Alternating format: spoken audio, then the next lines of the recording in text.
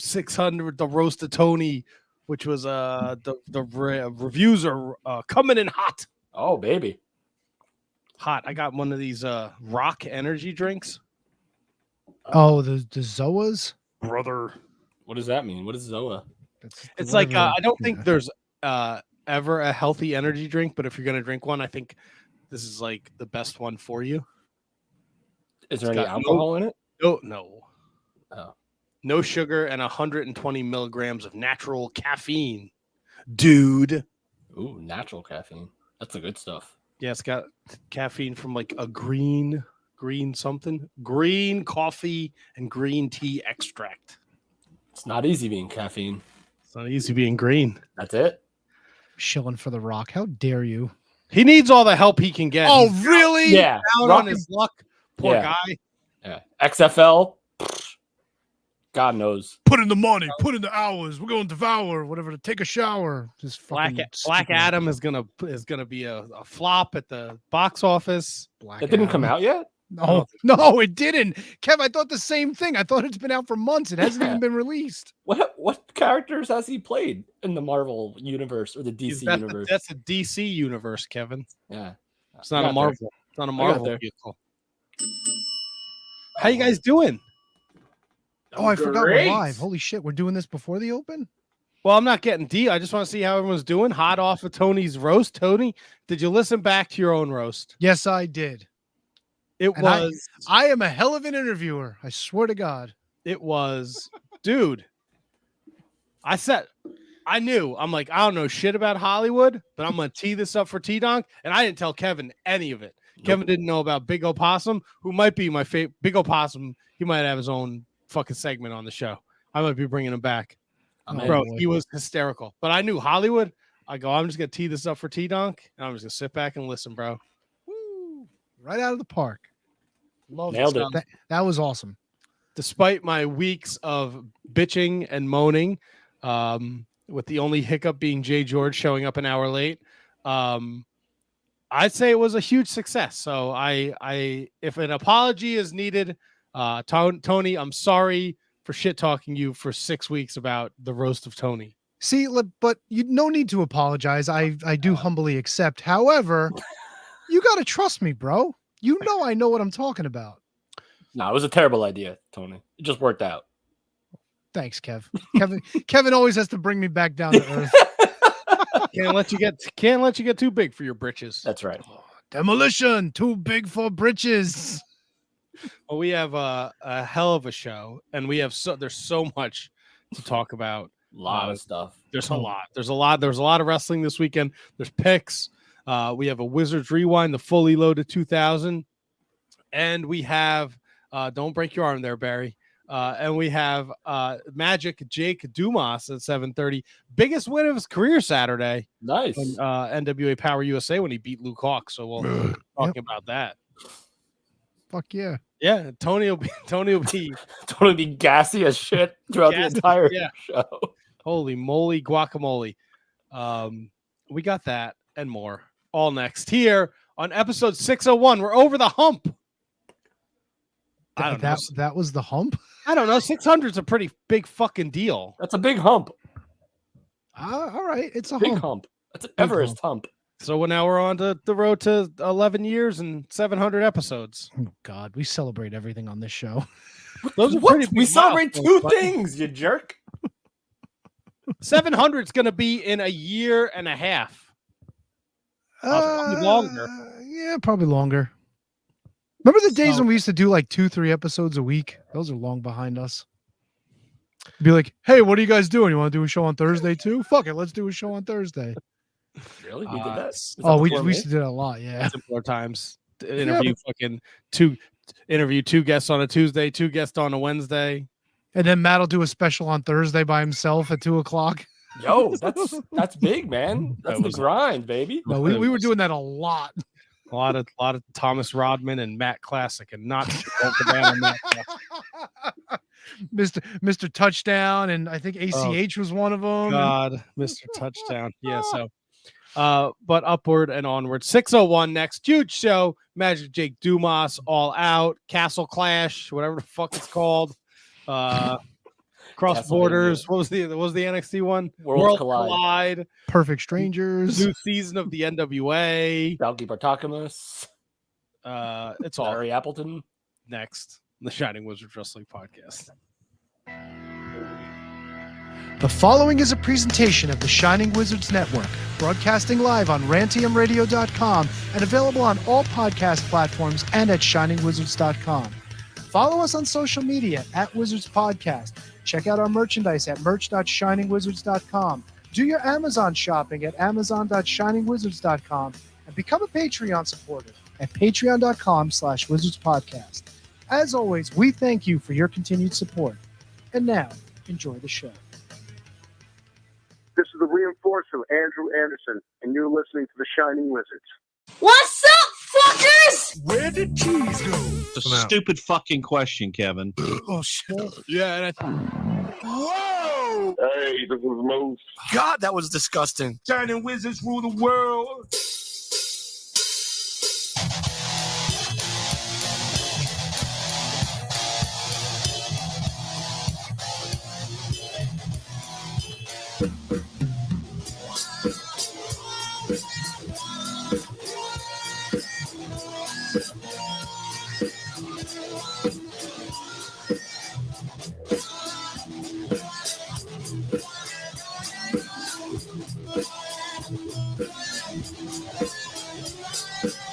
You are tuned in live to the Haystacks Calhoun edition of the Shining Wizards Wrestling Podcast. And if you don't know that reference, do some research, people. Live on the rant, rantmradio.com. Live on the social medias, the Facebooks, the Twitters, the Twitches, and the YouTubes. And going with you wherever we go because we are available on each and every single one of those podcast and streaming platforms. But let's get right into it. 601's a big deal. Time for some wrestling talk. and talk about wrestling. Tony, Matt.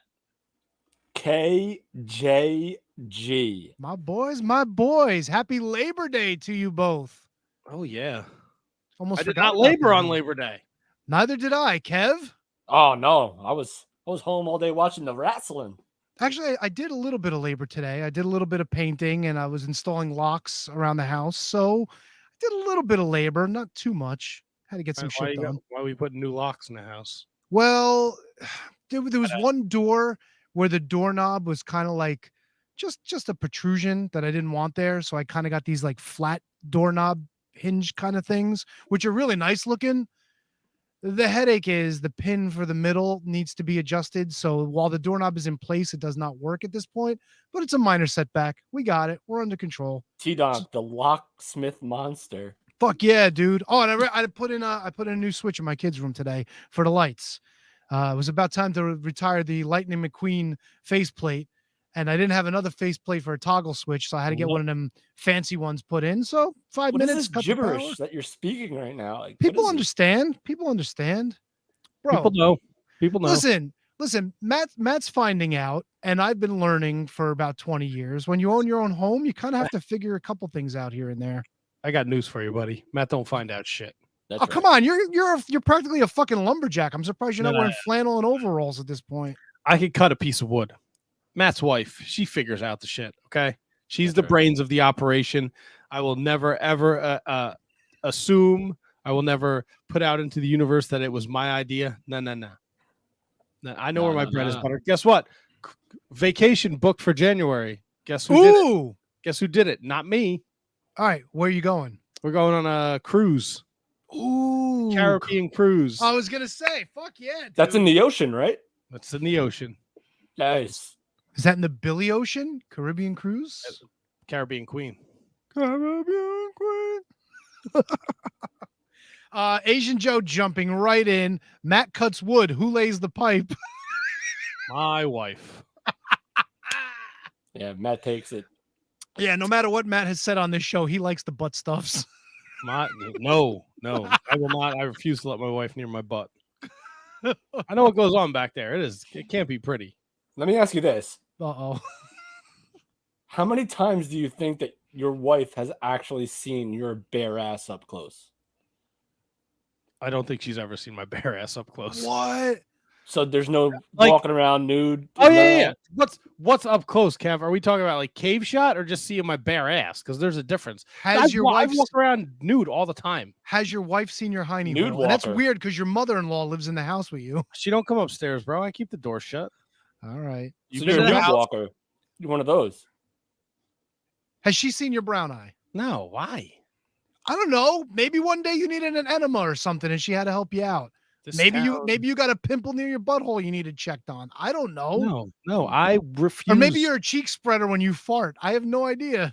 No, but she says when I fart, I have a loose asshole. Oh, like shit tumbles out. No No, wonder she- you're always shitting your pants.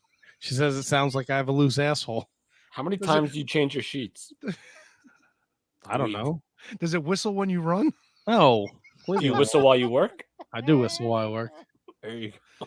I can't believe your wife has never seen your asshole. That's crazy. I'm sorry. Has Margie seen your asshole? Fuck yeah, dude. You listen, first and foremost, you don't remember I had asshole surgery when we vended Ricky Steamboat? Okay, that's Wait, Not, wait, not wait, while we were wait, vending wait, Ricky wait. Steamboat. I recall. I don't remember that at all. Yeah, I had asshole surgery for a fistula like 2 days before we vended Ricky You had a Steamboat. fish in your butt? Yes, he was doing the Fistula, didn't even fucking. know her. Boom. Oh boy, Dude, that Ricky Steamboat thing was a crazy day. dude, I was wearing pads for a month. You don't remember this? No, I I, do. don't remember anything about it. But I had surgery on that Thursday, and in my genius, I was starving because I didn't eat that morning. So we stopped at McDonald's, and I was numb on my asshole. They numbed it all up, right? Just for my comfort. And Oh, that of course. night, I couldn't shit because I couldn't figure out which muscles I used to shit because everything was still numb. I was fucking miserable. wait, Miserable. This was the night before. This was like 2 nights before Ricky Steamboat, before we vended. Was that the night Steamboat. we stayed over the night before? Well, you guys did. I didn't. You didn't. No, not that time. There was a time where I stood over, but it wasn't that time. All right. No, All right, wow, no, I had no he stayed idea. over for JTG. We stayed over the night before for JTJ. Yes. And that's what is that when we bought Brooklyn Brawler a pitcher of beer and he paid us no mind? Maybe, yes. Probably. Yeah. And is that when you talked to Eric Bischoff? That's when I tried to talk to Eric Bischoff. Dude, the chat room is on fire already. My wife had to pull a tick out of my ass one time, says Motspock. She's a fucking saint. Asian Joe, did Tony have to wear a cone so he wouldn't lick it after surgery? Bro, if I could reach it, I'd be licking my asshole all day. Mark Order coming in, numbed for his pleasure. Of course, Kratzo up over on the other side of the world. Asshole surgery with vending Ricky Steamboat. Normal Tony things. Yeah. Yes. 100%. Unreal. So yeah, I don't know how we got to this, but no, my wife's never seen my asshole. Okay. And I just this gotta is prepare not- because I'm gonna be in a relationship one day and I need to know these things. This is not. It's not going to change. Look, you set your boundaries, Kevin. What you're comfortable with. There's a lot of things I'll let my wife do. There's a lot of things I'll say in front of my wife, or certain things I'll act out in front of my wife, and she gets the good and the bad. But the one thing, I know what comes out of my ass. I know what goes on back there. That's right. It's not happening. So let me ask you guys this. Uh-oh. I'm pretty sure at some point I'm going to be with this person full time.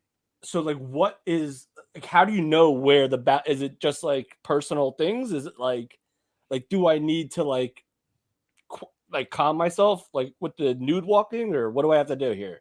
What do you mean? Do you need to calm yourself? How do you know where the boundaries are set? I mean, well, you just do it. That's and then they'll let you know. I can't speak for everybody. If I've already gotten in the genesis of my relationship with my wonderful wife, if she's with me and we're moved in together, at some point you're getting warts and all. You're getting the fucking me blowing up the bathroom twice a day. You're getting the sleep jacking. You're getting the farting. I fucking farted once. I woke myself up. You get it all. Sleep jacking. What is sleep jacking? Oh, What do we've you- talked about this. What do you 100 think times, sleep dude? jacking is, Kevin? Kevin must have had a hell of a fucking weekend. He's Dude, I don't forgetting remember everything. That's My memory happening. is mashed potatoes. I don't remember Memory anything. shit. Holy shit. So what is sleep jacking? What Come do you on, think Kev. it is? What does it sound like? It sounds like something terrible. Yeah, well, not for us, but I mean for Matt, it's fantastic. I don't recall. So All right. Do you remember what your dreams are like when you're sleep jacking, or is it? Just I've done kinda it. It's happened once, and I So don't you're not a know. sleep jacker. It was like a one-off. Dude, you do it once, you know. Yeah, come on, that's like saying you're gay just because you kissed a dude. I mean, really. Look, okay. We know it's only happened once. I only woke her up once. I could be sleep jacking all the time. There's people who sleep jack all the time. I googled it. Get Oh my out God. of here. Whew. Here's the thing, dude. I guess I was like beating off in my sleep one night and it woke my wife up, and I have fucking no idea. And the next day she was like, "You slept well last night, didn't you?" And I was You know- like, I my guess. I God. don't know. You know, I'm like, what are you we've got talking about? we've got some good ones here. Mark Order comes in. Prude Boy Matt, show that brown eye. Lisa is on board with the nude walking. So there you go. And also, the Kratzo coming in again. Ree asked him with a grin, "You slept well last night." I remember that. Yeah, teed it up. So Holy shit. So how was your weekends? I worked. Did Yeah. some work. Yeah, I was working, working man. Make Caught some money. a little bit of this castle clash at the castle. That's it. A little, Good for little you. break. Got a couple hour break Saturday, so I figured I'd check that out. And then I got home late yesterday, and I didn't get to catch All Out till this morning. But it was a good weekend. Yeah. Good. And this was the first time that I literally watched not only one like pay-per-view live, I watched 3 live and in living color all weekend. So it was a pretty productive wrestling watching weekend, I'll say, for me. Yeah, and props. then- Kevin crushed it on the Twitter this weekend, man. Crushed it. I figured why not, right? Like Yeah, no, it was fucking awesome, dude. Yeah. State some opinions, state some thoughts on shows and stuff like that while they were going on without trying to give up too many spoilers. I did tell Matt, stay off Twitter for the weekend or for at least All Out. And it was just an incredible weekend of pro wrestling, man. And it's a great weekend to be a wrestling fan. And I enjoyed watching every single show live, all 3 of them. Boom. Loved it. I wish I could say the same. I really didn't watch too much. I did watch this week's Wizards Rewind, but I snuck out of the house yesterday and I caught the premiere of Clerks 3. It was amazing. I like That's how awesome. you it's great because I have a barbecue and I invite you to my house numerous times and sell me, but you'll fucking drive to Red Bank to watch a Yeah. fucking movie. Thanks, buddy. I saw that Tony's Fucking post asshole. on Facebook, and Matt was like, "No shit." Yeah, fucking asshole. So how I thought that was a no shit. Like, oh no shit, you're going to see the No, movie. I That's knew awesome. exactly what he No, meant. it It may actually have been was, both. It may have been both, but I knew exactly what he was thinking. No, it wasn't. No, I didn't know that there was a premiere. So I'm interested to hear how you got tickets or invited. You didn't get invited. There's no fucking shot someone invited you to something like that. I KP could got have it. invited him. I got invited. Oh, It fuck was not by KP. My other friend Matt, who is not a Shining Wizard, he's always getting Kevin Smith tickets, and I always feel bad because I can never go. And he's like, I got Weird. tickets and VIP for Clerks 3. And I'm like, yeah, you know what? I'm in for this one. I wanted to see Clerks 3, and it was worth it. It was What's the VIP experience? so first of all, you see Kevin comes out to intro the movie. You see the movie. Okay, fucking first name basis with everybody. Well, fucking A, dude. The pictures just came in. I wish I had a chance to put them up. I would show you the picture that I took with them. So after the movie, it was Kevin and Brian O'Halloran, friend of the show, and Marilyn Gigliotti, who played Veronica. She reprises her role in Clerks 3. And it was a little Q&A with them for about an hour and a half, which went super long. And then afterwards, you get the VIP backstage. You get a copy of the, not the transcript. What do they call it? The screenplay. You get a print copy of the screenplay autographed by Kevin. And we got pictures with Kevin, Brian, and Marilyn in the back. So it was kind of cool. That's pretty cool. It was awesome. Wow, Brian's a great dude. Kevin Smith gave me 2 big hugs. I name dropped Kevin and KP to Brian. He wouldn't Thanked know him. who I was. I just played poker with him once. No, he knew. When I mentioned you and KP, he was like, "Oh yeah, I know those guys." So there you Yeah. go, Kev. We played poker, and I was down to the final table with Brian O'Halloran, and he actually, I believe, he was the one that took me out of the tournament, and I came to play for KP at comedian Chris Covert's house, and it was a hell of a time. It was great. So I love Brian O'Halloran, Kevin Smith, and who's I don't know the name of the guy that plays Silent J. What's his name? Oh, Jason Mewes. My wife loves. They were there. No, Jay Mewes. What deal? I mean, all right, for the poker. No, game, they were yeah. there at the poker tournament. I they were playing know. poker. Kevin's wife Jen was there, but she was not there for the QA, and she was not there for the meet and greet. So it was the three of them. But dude, Brian O'Halloran, I've never seen him do stand up. He's a funny fucking dude. He is a funny dude. Yeah. Just on stage, the way he plays off of Kevin and like works the crowd, he's really funny. That whole crew has such like an insane cult following. Oh yeah, it's crazy. It's just like nuts. Like even like the most outskirts of people in that family or in that like quote unquote like stable, even the most outskirts people have like such a ridiculous following that like they can go some like the comic book man, like the guys that run the shared universe, like they could like go and people will line up to meet them. It's such a cool atmosphere. It's something awesome to be a part of. So I'm glad that you were able to go check out that movie and that premiere in Red Bank, despite that you don't go to anything that Matt invites you to. Well, I hate Matt, so there you go. At least he's ultimately, as far as I know, it's not getting a wide release. It's going to be one of those Fathom events kind of things, you know, like where they show it live at like all the theaters at a specific time and they do other shit with it. But definitely, if you are Kevin Smith, even if you're not, if you love the Clerks movies, go check it out. The cameos, dude. Holy shit, the cameos. It's Don't unreal. spoil it. I'm not spoiling anything. Not spoiling anything. And it's great though, because it all ties in because he's a huge wrestling fan. Kevin Smith, he's a huge New Jersey Devils fan, so he loves his hockey, he loves his wrestling. So there's a lot. He would be a dream get. You know what? Dreamboat get. I'm gonna see if I can put those wheels in motion. Yeah, we can all put the wheels in motion. Maybe we can figure that one out. I put wheels in motion, but they just don't turn. What sucks is too, like they have the question and answer period, and you know Kevin likes to talk. KP's like, I bounced. Kevin talks too long. I can't stay, so he left. But as far as like getting to ask questions, they had a line of like 20 people on each side of each side of Count Basie. He got to maybe 4 on each side. Like if you're not one of the first couple people, you're not getting a question, and it's unfortunate, but it's cool because all Kevin needs is like one line, and like he'll just go off for an hour by himself. He's like the Scotty Riggs of yeah, of but film. you know, I stood awake for 90 minutes. Well, if you stayed awake for 5 hours last night and watched AEW All Out, it was a really good show. Yeah. But you wouldn't know fuck all about the show because of all the nonsensical WCW bullshit that happened afterwards. Oh, no. Tony, do you have any idea what Matt's talking about? I heard no. Well, yes, I did hear about the afterwards. You're talking about the press conference? Yeah, the scrum. The scrum. See, I don't know what was said. I know it was like some deep end shit.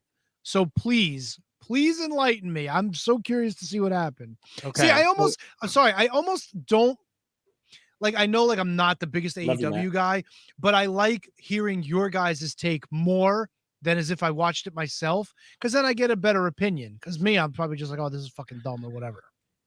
I'm going to preface this by saying the show was awesome. And I think our dear good friend Anthony Bowens and Max Caster stole the fucking show last night. 100%.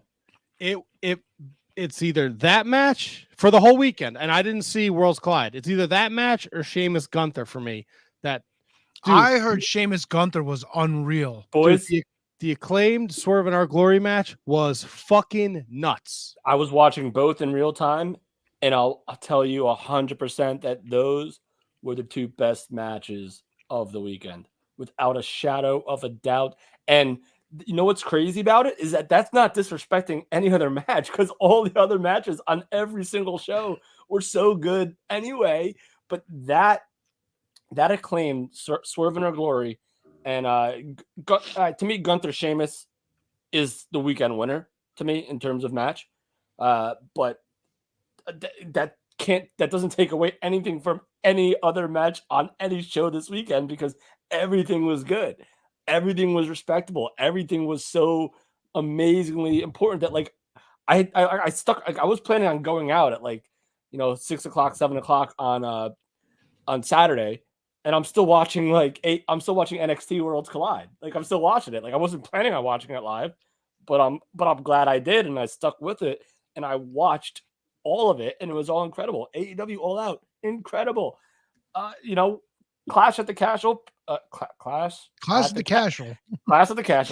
Cashew was probably, that still takes it for me. I think that show was the winner of the weekend in terms of how great it was.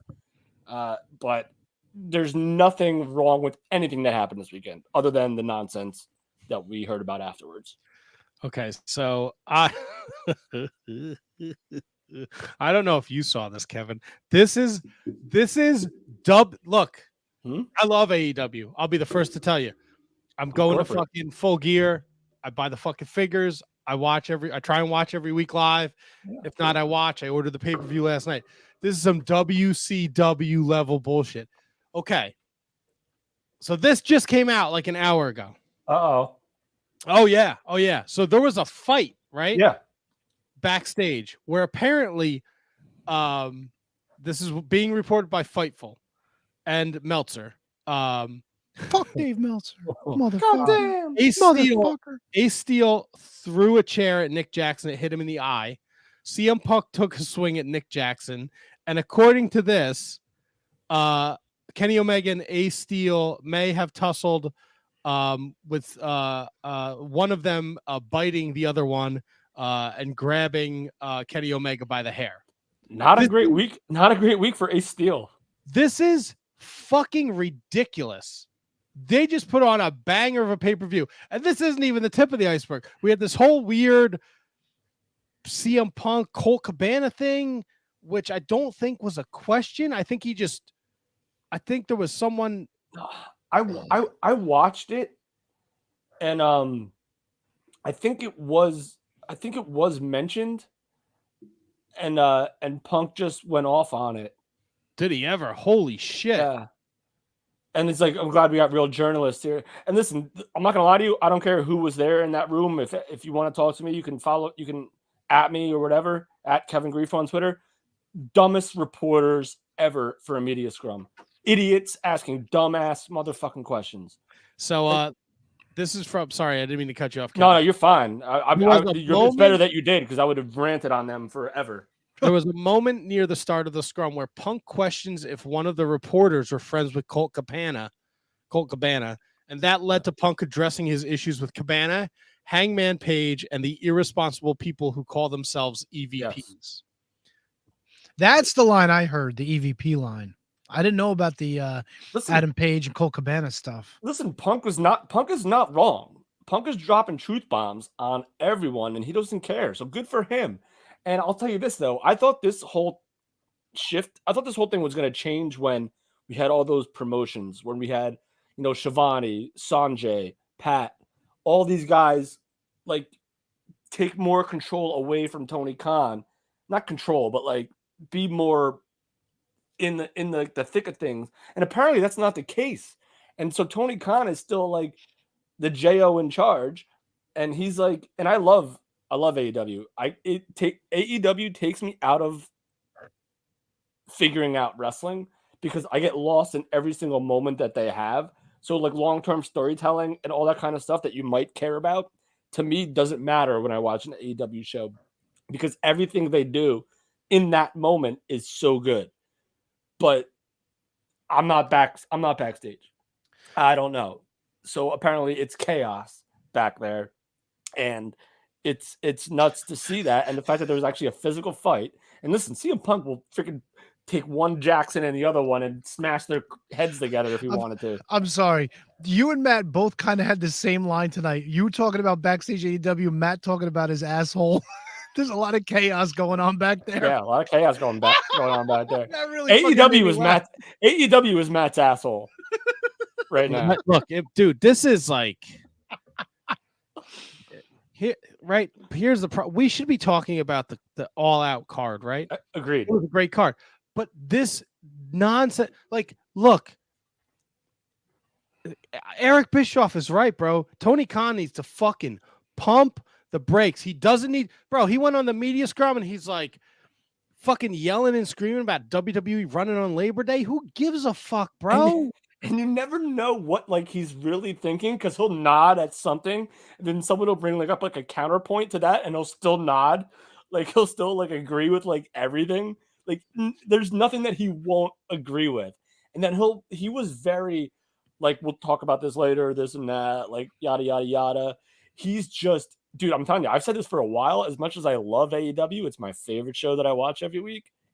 Dude, Tony Khan's a freaking mess, bro. Well, here's the thing, and Jim Cornette has said it. He's met Tony Khan, he's talked to Tony Khan, and he agrees he's one of the nicest dudes. But when it comes to the wrestling business, he needs to have somebody there to put their foot down and just take charge of everything. You can't be in charge as being everybody's friend. It's the same in business anywhere else. Here's the thing with Tony Khan, though. He's the money. So you can't do that. You could have as many Dean Malenkos, Jerry Lynn's, Arn Andersons, Jake the Snakes, Kenny. I'll leave the elite out of this. You could have as many of those guys there that you can, but if no one's like, if you can't literally tell him what to do, then you're cutting off your nose to spite your face. Well, somebody's just got to have the balls enough to step up to Tony Khan, and if he's going to be a dick and wind up releasing him, then so be it. And who have we been saying this about for the last 15 years, 20 years? Vince? Yep. Yeah, but there's been people that have come along that have given Vince shit. The problem was nowadays they were way too few and far between. You know what I'm saying? Like Roman Reigns got to that point where he could say it. Brock Lesnar was kind of always at that point. No, I'm talking about people. I'm talking about, agents and producers and executives. Oh, all right. Yeah, sure. Like Johnny Ace isn't going to do it. Bruce Pritchard isn't going to do it. Yeah, Bruce Pritchard. Pat Patterson isn't going to do it. God rest his soul. Like they're not going to go to. I think Pat Patterson probably would. Pat would have been more inclined because Pat Patterson probably would. Pat came from that old school. Like, don't forget when Vince first took over, like he always leaned on like Gorilla Monsoon and Blackjack Lanza and like a lot of those guys who came up, like Chief J Strongbow. So he always had people. How terrible was the business in that era? In the 80s, though? Wait, I'm talking about like the 90s when Renee, when Lanza and Gurria were agents then. No, I mean, I think that was the part where the business was kind of changing and Vince all of a sudden was like, we need people with secondary professions like your Hoppers and the occupation era. Yeah, I love that line. I didn't make that up, by the way. I know. I forget where it came from, but it's such a great line. It also coincides with the steroid era, right? Yeah, this is true. Like a lot of fucking downfall. Trial. I'm looking at it. Tony Khan looks like he's a fucking reject from Breaking Bad. Like, dude, when AEW first started, he looked like the most buttoned up, high level, classy young entrepreneur who presented himself great. That has gone out of control in the opposite direction of what it should have been. He looks like, to me, and I'm not going to assume that, I'm not going to say, but you know what I'm thinking. He might have all the money in the world, and he might still be a good guy and might still be smarter than me. He probably is. He definitely is. Yeah, But he's a lunatic. I don't know if he's smart. Like, he's not wrestling smart. I don't think he is. You can be like the biggest wrestling fan in the world, but if you don't look, these media, he should not be a part of any of these media firms. And look, we all followed that bullshit drama with fucking Eddie Kingston and Sammy Guevara a couple weeks ago where they suspended Eddie because he went after Sammy. I don't give a flying fuck who CM Punk is. Bro, he better fucking drop the hammer on him. You can't be having on Punk? Punk fucking took a swing at one of the Young Bucks. But they confronted him, though, didn't they? No. That doesn't matter who confronts who. You can't be throwing punches and throwing chairs at people. If the Young Bucks approached like CM Punk and the Young Bucks 2-on-1 said something that to confront him about his comments, and if CM Punk teed off on one of them first because there were maybe two of them there at the same time, God bless him. I don't know the story. I don't know the whole story. You can't be throwing fucking haymakers at your coworkers. That's like Kevin. You're watching football. You think the fucking Jets fucking offensive coordinators throwing a chair at Zach Wilson and fucking your fucking wide receivers trying to punch your quarterback in the face? Here's the difference. The Young Bucks are EVPs, but also talent. So they're not thinking straight.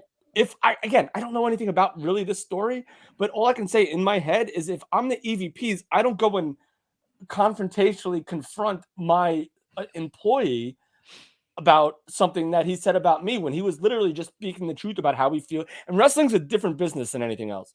It's totally different. But you can't go to a media scrum and get upset because somebody tell the truth. We don't know the truth. We're not there. The truth as he sees it. But you can't. He started his whole diatribe on Colt Cabana was because he saw one of the reporters who was friends with Colt Cabana. That's it, bro. He's unhinged. He's a maniac. I think I disagree. The media scrum is not there for you to voice your opinions about, like, the Colt Cabana thing is fucking weird, dude. I get it. They have a big history. Yeah. He's been in the company for a year and he's worked with this guy for a year. Why is this all coming to a head now? Because I guess I can only assume it's the first time that this guy was at the scrum. And so he saw him and was like, "Oh, I know you. I know who you're friends with." Like, listen, I love Colt. This is the moment for him to, like, again, we should be talking about the All Out card, but here we are talking about this bullshit, right? But this bullshit is what everybody's talking about today. He went up there with he knew what he was doing. He's a master manipulator. Now, Tony's a big proponent of this. Are we being worked? Maybe. Could never rule it out. Right, Tony? It's completely possible, but I don't know, man. Like, to go through all this fucking effort, like you know what? It could be so out of the box that maybe that's the case. Yeah, it's a very Young Bucks thing to do, and it's a very CM Punk thing to do. True Prince of Pro jumps in and pretty much says that if Punk threw the first punch, he absolutely deserves to be suspended, even if Eddie Kingston just got suspended for the same thing. Wait, Eddie Kingston got suspended for he punched somebody? He went after Sammy Guevara because Sammy called him a fat piece of shit or some shit. They were supposed to have a match at All Out last night. Ryan Schlong calls work, by the way. And they were building up to it, and they had done a taped promo for a Rampage where Sammy called him a fat piece of shit, and Eddie took exception to it when they came back through the curtain. They never aired the promo. Oh, this was weeks ago, dude. We had no idea until after it was over. Yeah. Just grow the fuck up. It's freaking wrestling. Like, if you say something that you really feel inside, but you make it as part of the show, that's all right. Ain't nothing wrong with that. Since we're talking about shit with CM Punk, what's the scuttlebutt going on with Thunder Rosa at this point?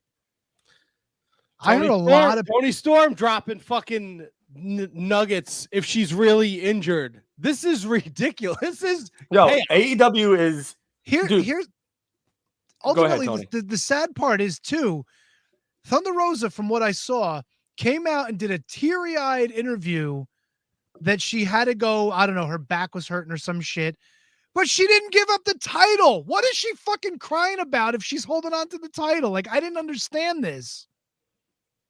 I don't get it. Probably because she didn't get to wrestle. But on top of that, too, like, a lot of people have been saying, like, she's been stiff with people. She wrestled somebody and they said she was hiding in the bathroom because she broke somebody's nose. Hayter. She broke Jamie Hayter's nose. But is this all legit? Like, is Thunder Rosa just taking liberties with people now? Yo, here's the thing why WWE will always last longer than everybody else. They have a system in place. AEW, as great as it is, and as much as I enjoy watching their product, there's no system, there's no structure, there's no developmental. There's AEW Dark, but maybe you have the factory. All right, so kudos to those guys. They do great work. Do. Yeah, I knew you were gonna do that too. But like, this is literally a startup.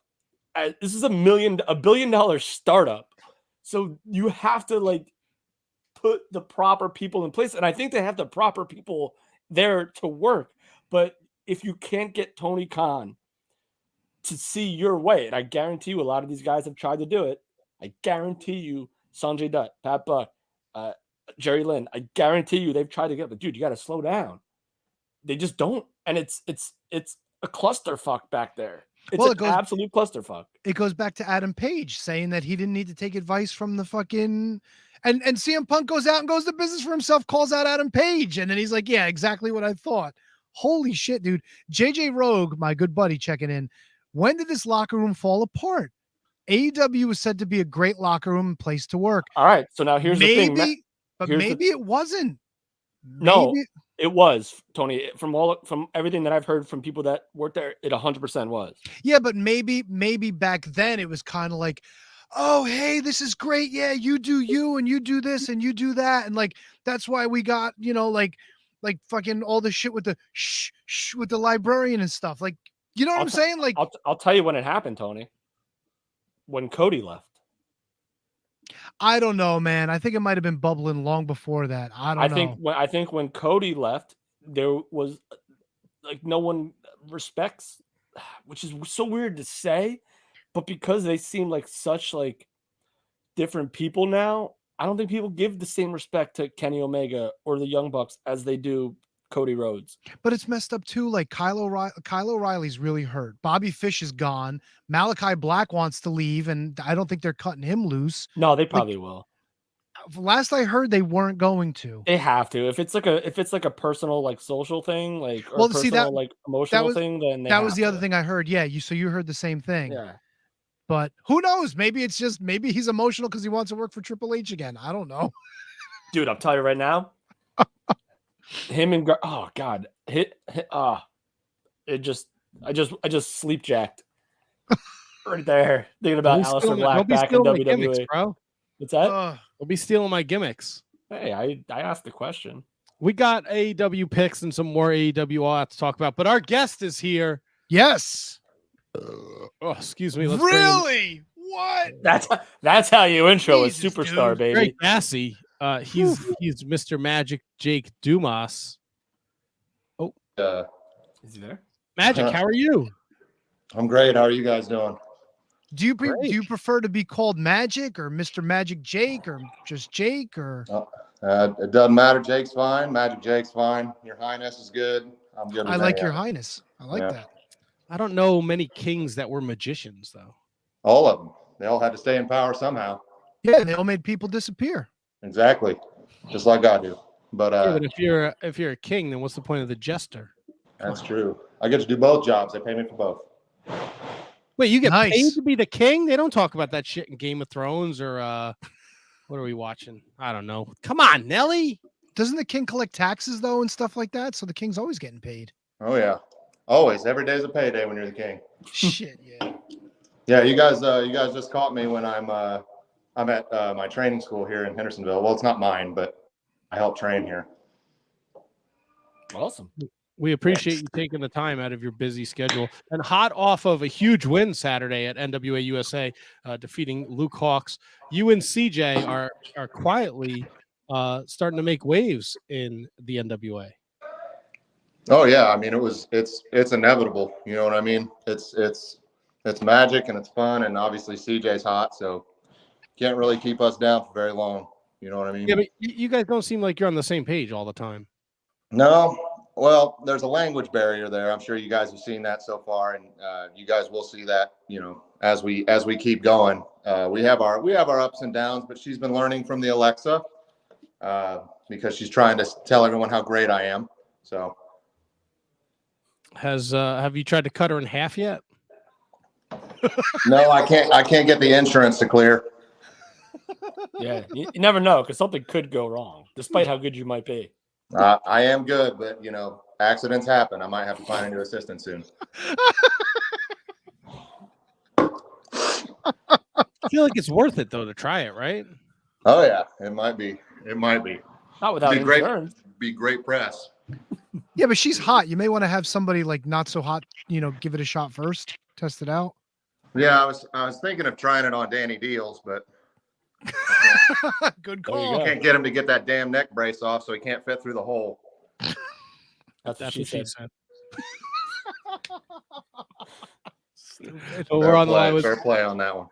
We're on the line with Magic Jake Dumas at Magic Jake Dumas on Twitter and Instagram, killing it in the NWA. Let's talk about NWA 74 from 2 weeks ago. You had a huge match there, and you got to be a part of the NWA 74 celebration. What did that mean to you?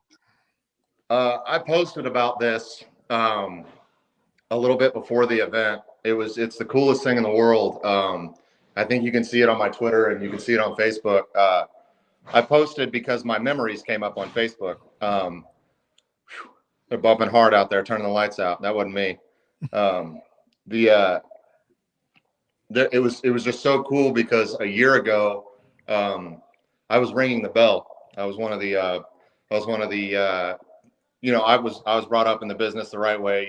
You show up, you build the ring, you pay your dues, you get the coffee for everybody. You're the yes man, you're the yes or no sir kind of way. And I'm still like that. I still help with the ring and everything to this day. But it was so cool to see that a year ago I was sitting ringside and I was ringing the bell.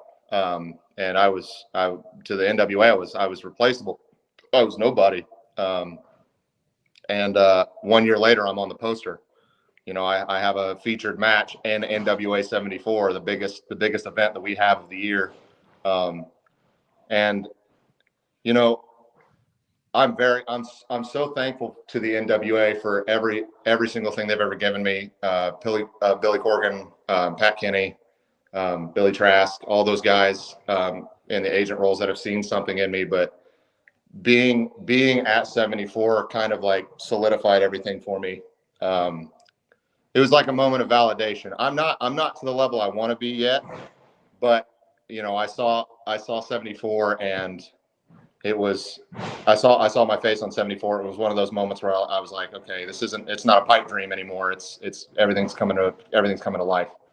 How much do you put into the Magic Jake Dumas character on a daily basis? How often are you thinking about how to expand it or develop it even more than it's already been?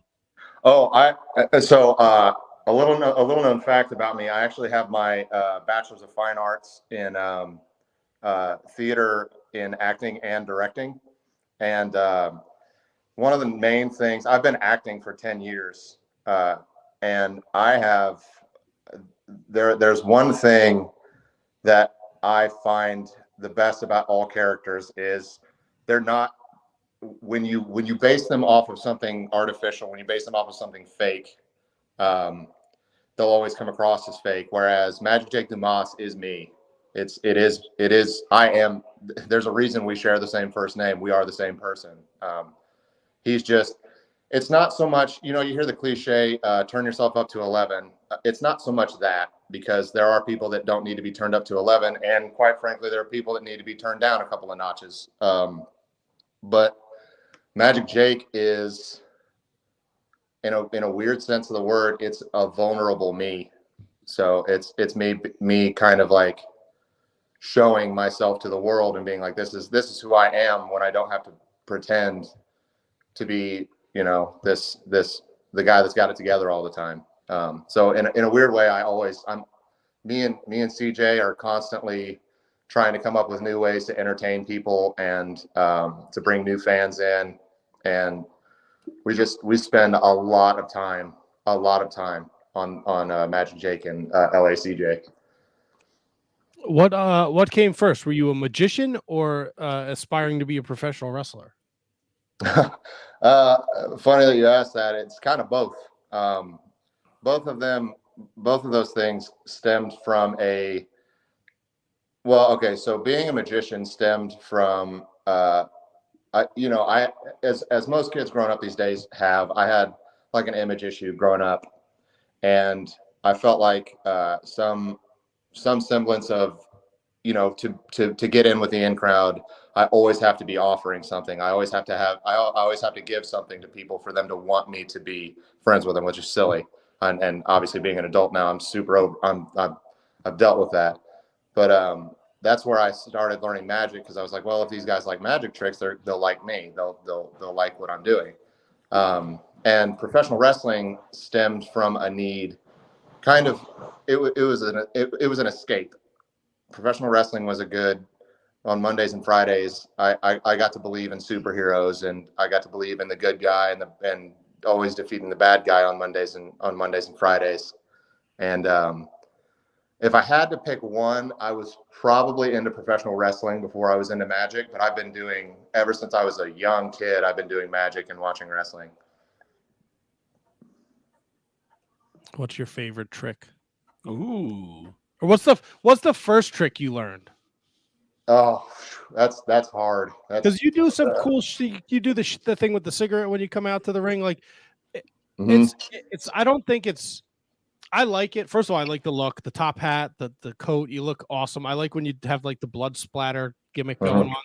And Right. it's not like over the top. It's very subtle. The cigarette, you make it disappear. You smoke it in the ring. You're badass. So it's cool. I really enjoy it. Well, thank you. I appreciate that. You know, I'm trying to think. I think I learned this cool card trick when I was a little kid. That it was just one of those self-working card tricks. But the first like cool card trick that I can remember doing is, taking your hand and pointing it away from people and plucking a card out of the air and making it appear. That was like the first cool card trick I can remember. But I mean, to your point, it's super, super hard to go wrong with Magic. I mean, Magic's always cool. People are always blown away when stuff happens. Like when stuff that's not supposed to happen, when reality bends, that's always really cool for people to see, especially when you can do it in a live atmosphere where nobody sees what's coming next. And to be honest, that's why I feel like I have an edge on everybody in the industry right now, because you've got your body guys, you've got your technical guys, you've got the monsters, you've got all of these people, and zero of that matters when you get in the ring with me, because I don't play by everyone else's rules. I bend the rules to work for me. I don't have to be faster than you. I don't have to be stronger than you. I don't have to be smarter than you, because I'm Magic. So with the similarities between Magic and wrestling are so uncanny, because no one wants to let the secrets out. Right. So how do you deal with the 2022 wrestling world, maybe even the 2022, magician's universe, about letting secrets out and the lack of maybe kayfabe in the industry? See, that's what kills me is, I mean, it goes back to the age-old question, and I get asked this by my family and my friends all the time. They're just like, "Isn't it fake?" And I'm like, "No, it is not. It is not fake. There's not one thing about it that's fake. People have died doing this.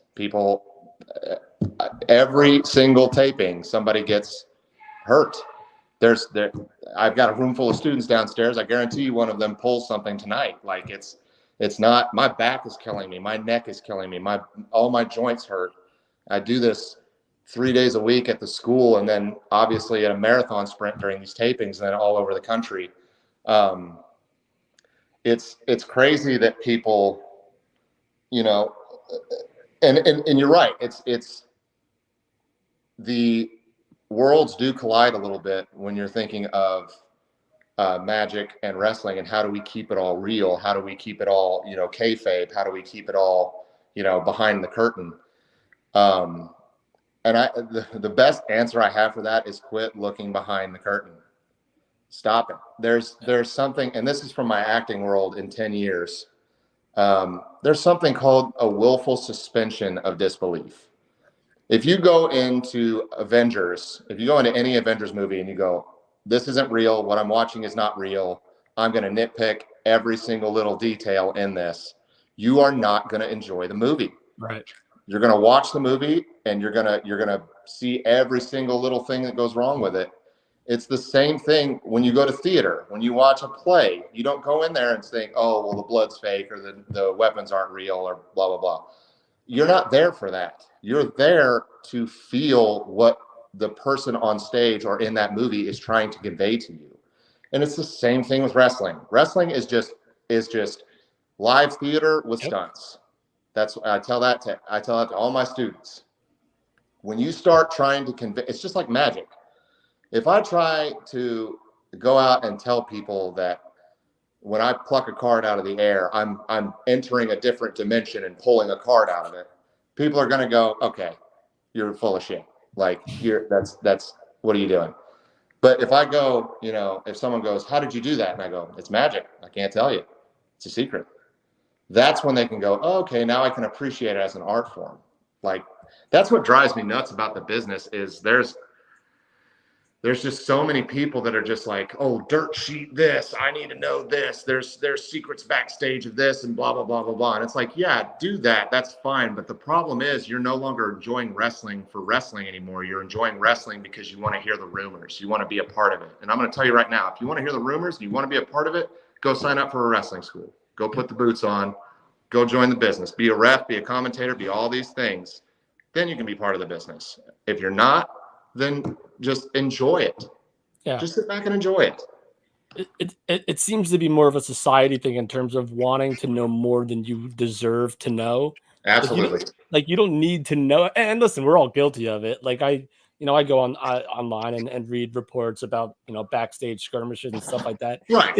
It's just the way that we've developed, and social media has totally taken a control on a lot of people. So right. I totally get that. So what are your goals right now in NWA and NWA? NWA USA is a great show. NWA Power is a great show. The NWA 74 was recently happening, so that was incredible. So what are your goals right now in NWA? It's really easy to get thrown under with all of these wrestlers who are saying, I want to be the top guy. I want to be the top guy. I want to have the championship. I want to hold the 10 pounds of gold. I think if you don't want all those things, you shouldn't be backstage at NWA. So it's too easy to say that. I'm a magician. That's right. I am a showman. All I want you to do is believe. That is my goal. Perfect. Mr. Magic, have you done any magic for Billy? Yes. Yep. I've done several things for Billy. Several magic tricks for Billy. So two questions. First, you're doing magic for fucking Billy Corgan, and that's awesome because he's one of the biggest rock stars of our generation. Absolutely. It is part of the art form just watching people, the reaction to when you like pull a card out of the air or you make a fucking bird show up out of nowhere. And what's the joy in seeing someone like Billy Corgan react to your magic? Oh, it's crazy. I do it, and not just Billy. I do it for all the boys in the back too. I mean, recently I did one for Mecca. I've done one for. I did one for Dango. It's so funny because it's like I grew up. First of all, listening to Smashing Pumpkins and watching, Flip and watching Dango on WWE and just looking at these guys and going, wow, these guys are mega stars. I'll never meet them, blah, blah, blah. I'm doing card tricks in the back for these guys. And these people are coming up to me and they're like Dango came up to me at one point and after we'd walked away from the crowd, he was like, hey man, that was really cool. And I was like, thanks, man. I'm glad you liked it. And he was just like, how'd you do that? And I'm like, I can't tell you, brother. I can't tell you. Who's the biggest wrestler magic mark? Like who marks out the most for magic when you do it? See, the thing is it's hard to tell because I do crazy tricks. Right. The stuff you guys see on TV is I can't. The problem with the stuff you guys see on TV is I have to do a trick that requires no talking on my point. I can't walk you through it, which is 99% of all magic is all presentation. Right. It's telling a story to you while I do the magic. That's what really sucks people in. And that's why they're blown away at the end of it. They're like, wow, how'd that happen? In the back, I get to do that. And everybody goes along for the ride. And they're all just like, how did this happen? How's this guy doing this? And it's like, I cannot tell you how many messages I've gotten on Twitter or on Facebook from all these guys when my intro for USA, I think either last season or the season before, where I made the cigarette disappear. Cannot tell you how many of those DMs I got where they were like, hey man, what the fuck? And I'm just like, I don't know. But I really couldn't put a finger on it. Everybody, you have to understand all the boys in the back are wrestlers. So we're all Right. guys that we willfully suspend our disbelief every time we watch a match and every time we watch wrestling because we love wrestling. So when they see me doing this trick, they sit there and they go, okay, this guy is actually magic. You know what I mean? And then when I actually do the trick, they're like, okay, that just fucked up my whole way of thinking for the whole day. That's got to be so cool to just have like something like to pop like the guy. Like it's just got to be something like, and it's a little something extra that you have. Like you're all wrestlers. Like you also suspend your disbelief that way, but like the way that you can conduct yourself in the back of this trick and you have that over them, like, I'm not going to tell you. Yes, Yeah. SOBs. Yeah. Oh yeah. It's super funny. Like I love it. That's awesome. Mhm. That's so cool, man. That's legit cool. Yeah. Do you walk around the back and just like walk up to random people and just do a trick just to like, get a rise out of them? Or Yeah, just to pop the boys. It's super easy. Well, I only have to do like one and then people start coming around to watch me. Because, these taping days they're 8, 9, 10, 11-hour days for some guys. And if it's just something to break the scheme of the day. And this is a testament, not just to Magic, but to the NWA locker room. I've been backstage to pretty much every major company. And my God, the difference in locker rooms between all of them, just when you go to NWA, you feel like you're at home. Like I wish I had because I have the NWA It's Not Rocket Science shirt on right now, but I have the other one also that says NWA Wrestling Heaven. It truly is. Like every talent should want to go to NWA because we don't have that. We don't have, you don't have your backstage skirmishes. You don't have your boys having heat with boys. Like everybody's there because we're all building a brand and all of us believe in this brand. And I think something that helps with that is just like the legacy, the history, all the men and women that have come before us that were in the NWA, that we owe them to keep this place sacred and keep it honored and really build the empire back. And we're on the line with Magic Jake Dumas at Magic Jake Dumas on Twitter and Instagram. Big win at 74 over Mercurio. You beat Luke Hawks on NWA USA, on Saturday. Mm-hmm. They have not announced the field for the NWA National Championship tournament yet. And I know you said the big gold belt is obviously the prize at the end of the tunnel, but would you be against being added to that tournament? I am actually, after recently speaking with a lot of the higher ups, a couple of the boys have, because they're announcing this tournament. I can let you know right here, right now, that I am in contention for the National Heavyweight Championship. Nice. That's what I like to hear. Absolutely. Beautiful. I'm a big fan. There's certain things I enjoy in pro wrestling. Your tombstone finisher to Luke Hawks, and we love Luke. Luke's a great friend of the show. Was a thing of beauty Saturday. It was great. Just the form. You're really unique to watch in the ring because you kind of have, like you said, a little bit of everything up your sleeve. Big drink. Oh yeah, big gulp of water. Yeah. Let me ask you. No, go ahead. I didn't mean to cut you off, Mr. Dumas, but I got to keep my streak alive here. Big drink of water. Clearly, you're trying to stay hydrated, healthy. Oh no. This is vodka. I don't know what you're talking about. God bless you. Because the vodka would make sense when I ask you, when was the last time you shit your pants? Funny that you asked that. fuck yeah. Matt's a great reporter. Listen. Stone Cold Steve Austin has a shit his pants story. John Cena has a shit his pants story. I am of the belief you cannot be a superstar in this industry unless you have a shit your pants story. Ethan Page has a great shit his pants story. Not wrestling, though, when he was a door-to-door salesman, but it's still good. Oh, my God. That's crazy. Everyone has one, so you're exactly. So we welcome you. I'm doing magic tricks on NWA, for Christ's sakes. I don't get embarrassed by anything.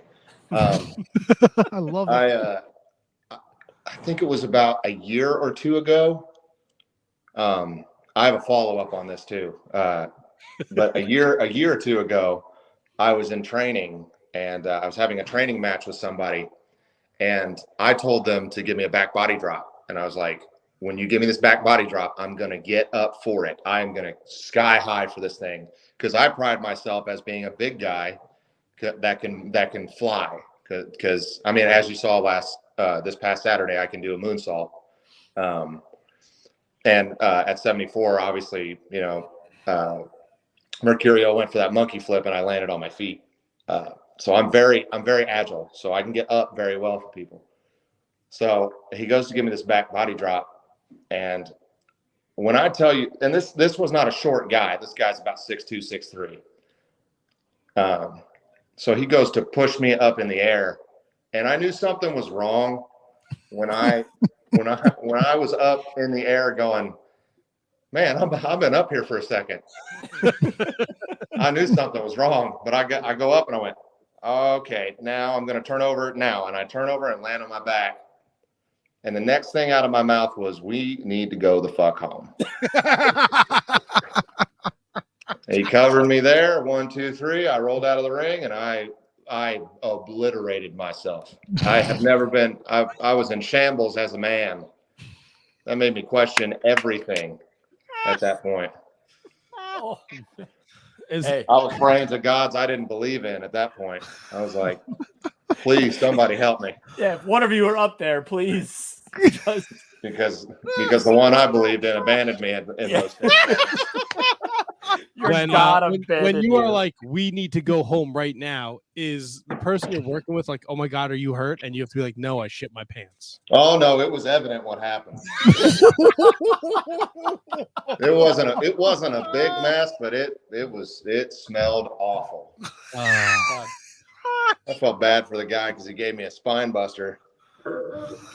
And I was like, that's your fault, brother. That's your finish. So maybe you should reevaluate your life choices. Don't blame me for that. And you couldn't make it disappear, huh? I wasn't magic back then. I could use some of that magic. He was shitty Jake Dumas back in those days. Yep. Absolutely. Yeah, that was me. We respect that, by the way. Yeah. No, I know. Love a good shit your pants story. Look, it happens. I mean, me and Tony talk about it all the time. Kevin, it's never happened to him. No, it happened to me. Oh, you've never? I don't think you've ever shared, Kevin. Come on, Kevin. We're all being vulnerable. It's the 5-year anniversary show story, where we did it at the Brown Bear, and then where you clogged the toilet. Yeah, when Blue Meanie was supposed to, I booked Blue Meanie a hotel, and he ended up canceling. But I still wanted to go to the hotel because I'm not gonna. Like, it was too late to cancel the room. It was in the town that I live in, by the way, Jake. Literally, so I could have easily just gone home, but I paid for this hotel for this guy. Oh yeah. And I'm going to stay in it. Right. And it was a tough trip up there. And when I got there, I finally walked in the room. Not only my pants, like I probably pooped in like the neighboring room's guys' pants too. That's how much it was like all over the place. It was on the floor. Yeah, you're the magician now. It was bad, man. Who shit my pants? Yeah. That's a magic trick. Exactly. That's something to consider. Like, imagine if you're just on the street and they're like, hey, check your pants. Yeah. And then there's just like poop in it. And you're like, how did that happen? Sounds like some David Blaine shit. Yeah, exactly. No, it sounds like some Magic Jake shit right there. Baby. Magic Jake shit. Goddamn right. No pun intended. All right. I wish I know. All right, we got. Oh, here we go. What do we got? I don't want to do FMK, but there's another one. Uh-huh. I love this game. Cut, sit, start. What is it? Oh.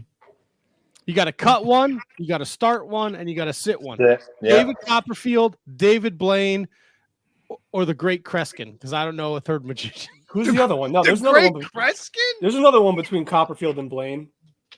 Houdini? Yeah. Oh, fuck, man. Houdini. No. Who's the card? Who's the Why not just Penn and Teller? No. There's another one between Copperfield and Blaine. There's another one. I didn't get my issue of Hadot today, so the guy that used to work at the WWF New York. What the hell's his name? David Blaine, Lance Burton, No, Shin, no. Shin Lim. No, shit. Mind Thief. Yes, Oh, Chris Angel. Chris Damn. Angel. There he That's is. the one. Yeah. I like Houdini over. Well, I mean, Houdini's Houdini's a legend. classic. Yeah, he's the Buddy Rogers. I said fucking Great Kreskin. I sound like Tony talking about fucking Bruno Sammartino. Hey, come on now. This is Great Kreskin. I went, what? That's only because he grew up around where my mother grew up. My mother used to tell me all the time, like he would pull like quarters out of her ears. Right. Yeah, my father did that too. He's not Great Kreskin either. Right. Your Magic. I'm gonna pull Stevie Ray out of. Okay, so the three are Houdini, Blaine, and Copperfield, right? Yeah, you got to cut one, you got to sit one, and you got to do magic with one. Oh, I'm doing magic with Houdini. Yeah, you have to, bro. You have to. Houdini's the look. Houdini's my guy. Houdini's my guy. I love it. Oh man, Copperfield and Blaine. You know what? I'm gonna cut Copperfield. What? Copperfield Really? was like, I grew up with Copperfield. Like David Blaine sat on ice cubes. I mean, you know what I'm saying? Well, the only reason I say that is because David Blaine has gotten so good at what he's doing now. He can like take real needles and shove them through his arm. Why? And you'll see them come out on the other side, and then he'll pull them all the way back out. No blood, nothing. No puncture wounds, nothing. That's crazy. I have looked it up. I have tried to figure it out myself, and I am certain, to the point of madness, that this man has somehow figured out a way to stab himself and it not bleed. I don't know how he did it. Doesn't David Copperfield own his own island somewhere? Like, doesn't he live on his own island? Yeah, it's called Copperfields. Oh, fucking boo, Kevin. Holy shit. Oh, man. Ugh. Roasted. That was not the best. Oof. Oof. Yeah, I thought I had heard that he owns his own island, and he also has a museum to oh god. Matt, who's the guy with the puppet that used to go on O&A all the time? Otto and George. He's got like this entire like wing of his house dedicated to Otto and George. Otto, I've known Otto. I know Otto. Otto was a good dude, man. He passed away way too soon, bro. Yeah, for sure. Way too soon.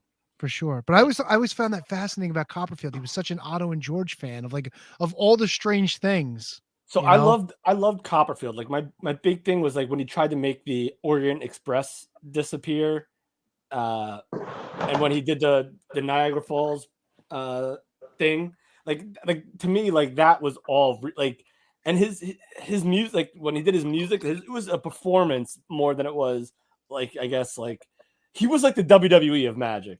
Right, yeah. I mean, Like, that's what I'm saying. It's hard. yeah. Between him and David Blaine. It's just David Blaine held his breath underwater for 13 to 14 minutes.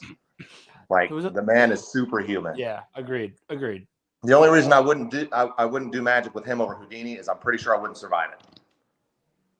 I would be a dead magician. Wow. Yeah, We don't need that. Right. Good God. Magic Jake Dumas is killing it in the NWA. We just heard he's going to be in the U.S. Heavyweight title tournament. No. National, baby. Mm-hmm. Sorry. There's a lot of fucking titles in the NWA now, man. There are, yeah. All this. We know you're going to be Tony, go ahead. You had a question. I got something. Filling time here. I know you're still, you're establishing yourself now in the NWA. Sure. Who's the one guy that, or even if it's a couple, that you're looking forward to locking up with in the future?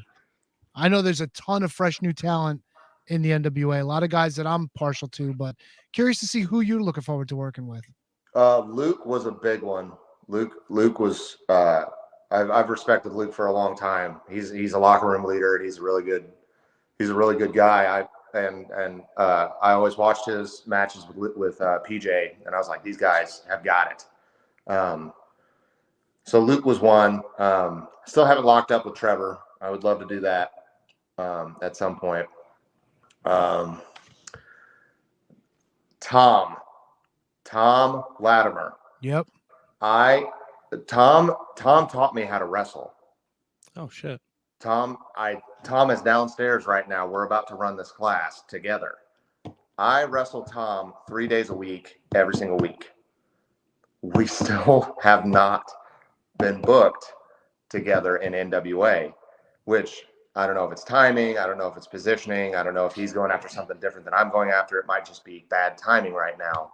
But Tom and I, like, set your DVR for that one, because that one, it's going to be a barn burner if Tom and I ever lock up. And I almost had the opportunity to wrestle my other trainer this past set of tapings, Jeremiah Plunkett. I was this close. So if it was any guys in the locker room right now, I would want to lock up with Tom and Jeremiah Plunkett. Either one of the two of them. Yeah, Jeremiah, I don't. He's a solid worker. I don't think he gets the credit he deserves. Like, he's really on a different level. Absolutely not. That man has one of the best working punches in the game. That man, he comes up with the most unique stuff, and he's quite literally one of the most brilliant men I've ever talked to about wrestling. And he's, I know he loves his role right now with Danny and Alex, and the Ill-Begotten is just a thing of beauty right now. But like there's so many things that just go on behind the scenes that he takes care of, and it's fantastic. It truly is. I have all the respect in the world for that man, and I mean I would die for him or Tom any day of the week. Tremendous. He really is, and it's definitely needs stating over and over again. I've always said it. Sleeper hit of the NWA for me. I love his work. I love seeing him in the ring. It's a shame that we've got this Fantastics knockoff now from former members of the Ill-Begotten, but right. That's another story. We talked about you doing magic backstage.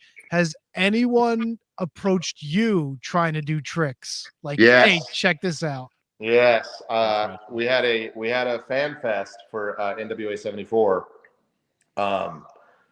First of all, okay, before that, when I started doing tricks in the back, some of the guys came up to me. Matt Vine came up to me and did a trick for me, and it was great. Everybody loved it. But I came over. So there's Carney, but for magicians there's Magic Speak, which is where Penn and Teller do it on their show. Can't remember what it's called, Fool, Penn and Teller, or whatever, Fool Us or something like that. Sure. But they at the end of the day, at the end of the trick, they'll say sentences that make sense out loud, but they'll have key words in them that the other magician will go, okay, you know how I did the trick. Yeah. When I talked to Matt, I did the same thing to him. He was like, "Oh, you bastard!" I was like, yeah, "I've been doing this since I was like 6 years old, buddy. You're not going to get something past me very easily." But he did it, which it was a great trick. It was a wonderful trick, and he did it flawlessly. And then at FanFest, I had a fan. I don't think they knew who I was, because obviously I'm still, building my character and building up the repertoire and everything. But I was sitting next to EC3 at the Fan Fest, and this kid is walking around, and he's got a deck of playing cards, and I'm like, maybe he's going to want me to sign them. And then I see him over at various tables just messing with these cards, and somebody's filming him, and I'm like, is this dude doing magic right now? Yeah, he's working. I was like, what the fuck? What is happening right now? And he comes over to EC3 right next to me and does this trick. And I was like, you bastard. I got like 4 or 5 people in line that are trying to pay me to see a trick. And this kid's over here doing it for free. And I'm like, are you undercutting me right now, kid? Holy shit. And he comes over to me and he goes, do you mind if I show you a trick? And I was like, no, I don't mind at all if you show me a trick. And he does the trick and everything. And I knew immediately what he was doing with it. And he did the trick. And I clapped for him. I was like, this is great. CJ clapped for him and everything. We put him over. And I shook his hand and I brought him in close. And I was like, I know what you did. He's like, are you sure? And I'm like, yeah, if you put that deck in my hand, I will do a better trick with that deck and I will embarrass you. Please do it. How creepy was the voice that you said it with? He's like, oh, I was just like, I just came in, I was like, I know what you did. That's what I was picturing in my head. There's only room for one magician in this building. Holy shit, that's awesome. Go work the Marriott. Yeah. Now, Magic, before we let you go and do class, is it out of turn for me to ask if you have a trick for us? You know what? Oh, putting him on the I spot. I thought about it. Well, the thing is, what's that? You teased it on social media.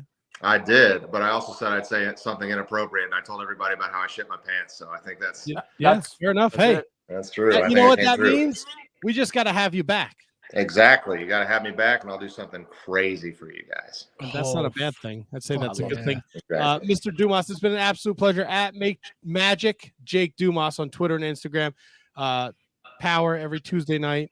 NWA USA every Saturday. He's going to be in the tournament, so make sure you're following, watching along. Magic tricks, great in-ring wrestler too. Very unique style. He's doing tombstones, he's doing moonsaults, and he's a force to be reckoned with. And look, CJ's not bad to look at either. Oh, handsome man. You get everything when you see me. If you don't like the wrestling, just stare at CJ the whole time. Fuck yeah. Magic, it's been an absolute pleasure, man. Enjoy the rest of your night. Good luck at class, and we'll talk soon, sir. Thank you so much, guys. Have a Thank good you, one. brother. Be well. Bye. Magic Jake Dumas. I gotta give you your flowers, man.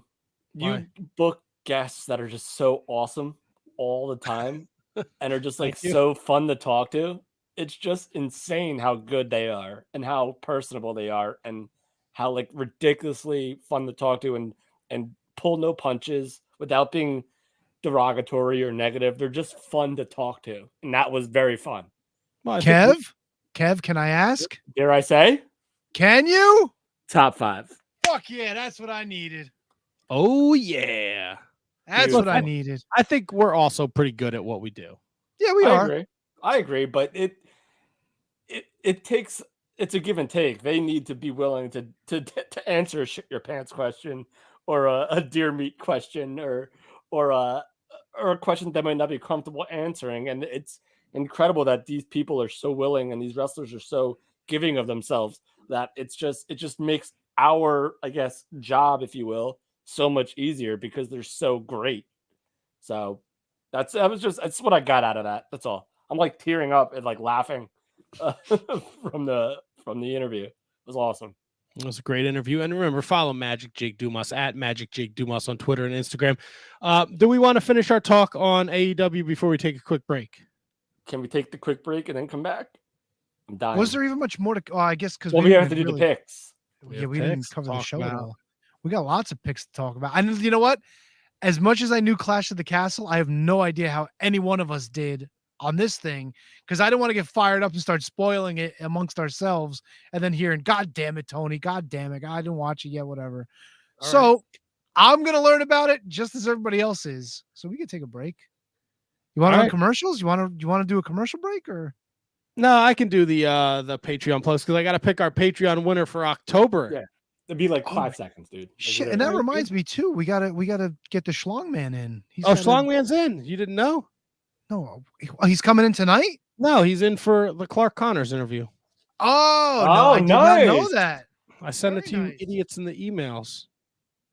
Oh, did you? Oh, I did. I don't read your emails, dude. What the Oh, fuck? you dildo. We just went from Look, having I was such a positive energy to like I was in hating Red us Bank. both. I was in Red Bank, not going to your house. You think I was going to read your emails? You know what? That's a fair point. That's a fair point. All right. Well, Sorry. you two go and do whatever you're going to do. Yeah, I just gotta- We here at the Shining Wizard Wrestling Podcast appreciate all support that you give the show. And if you are enjoying what you're listening to, you like the Magic Jake Dumas interview, you're enjoying our Wizards Rewind, can you beat that championship coming next weekend as Christian Rocco takes on Kate the Great? You can support us by heading over to our Patreon, patreon.com/Wizards Podcast. And for as little as $1 a month, you can support the Shining Wizards Wrestling Podcast. That $1 a month gets you mentioned every week on this show. And if you pledge more per month, then you get different perks. $3 a month is your best value. You get all the bonus episodes that we record. I recently did a watch along to Furnace and LaFont against oh my God, this is gonna annoy the shit out of me. It's that fucking All Japan match, the one match of the year in '92.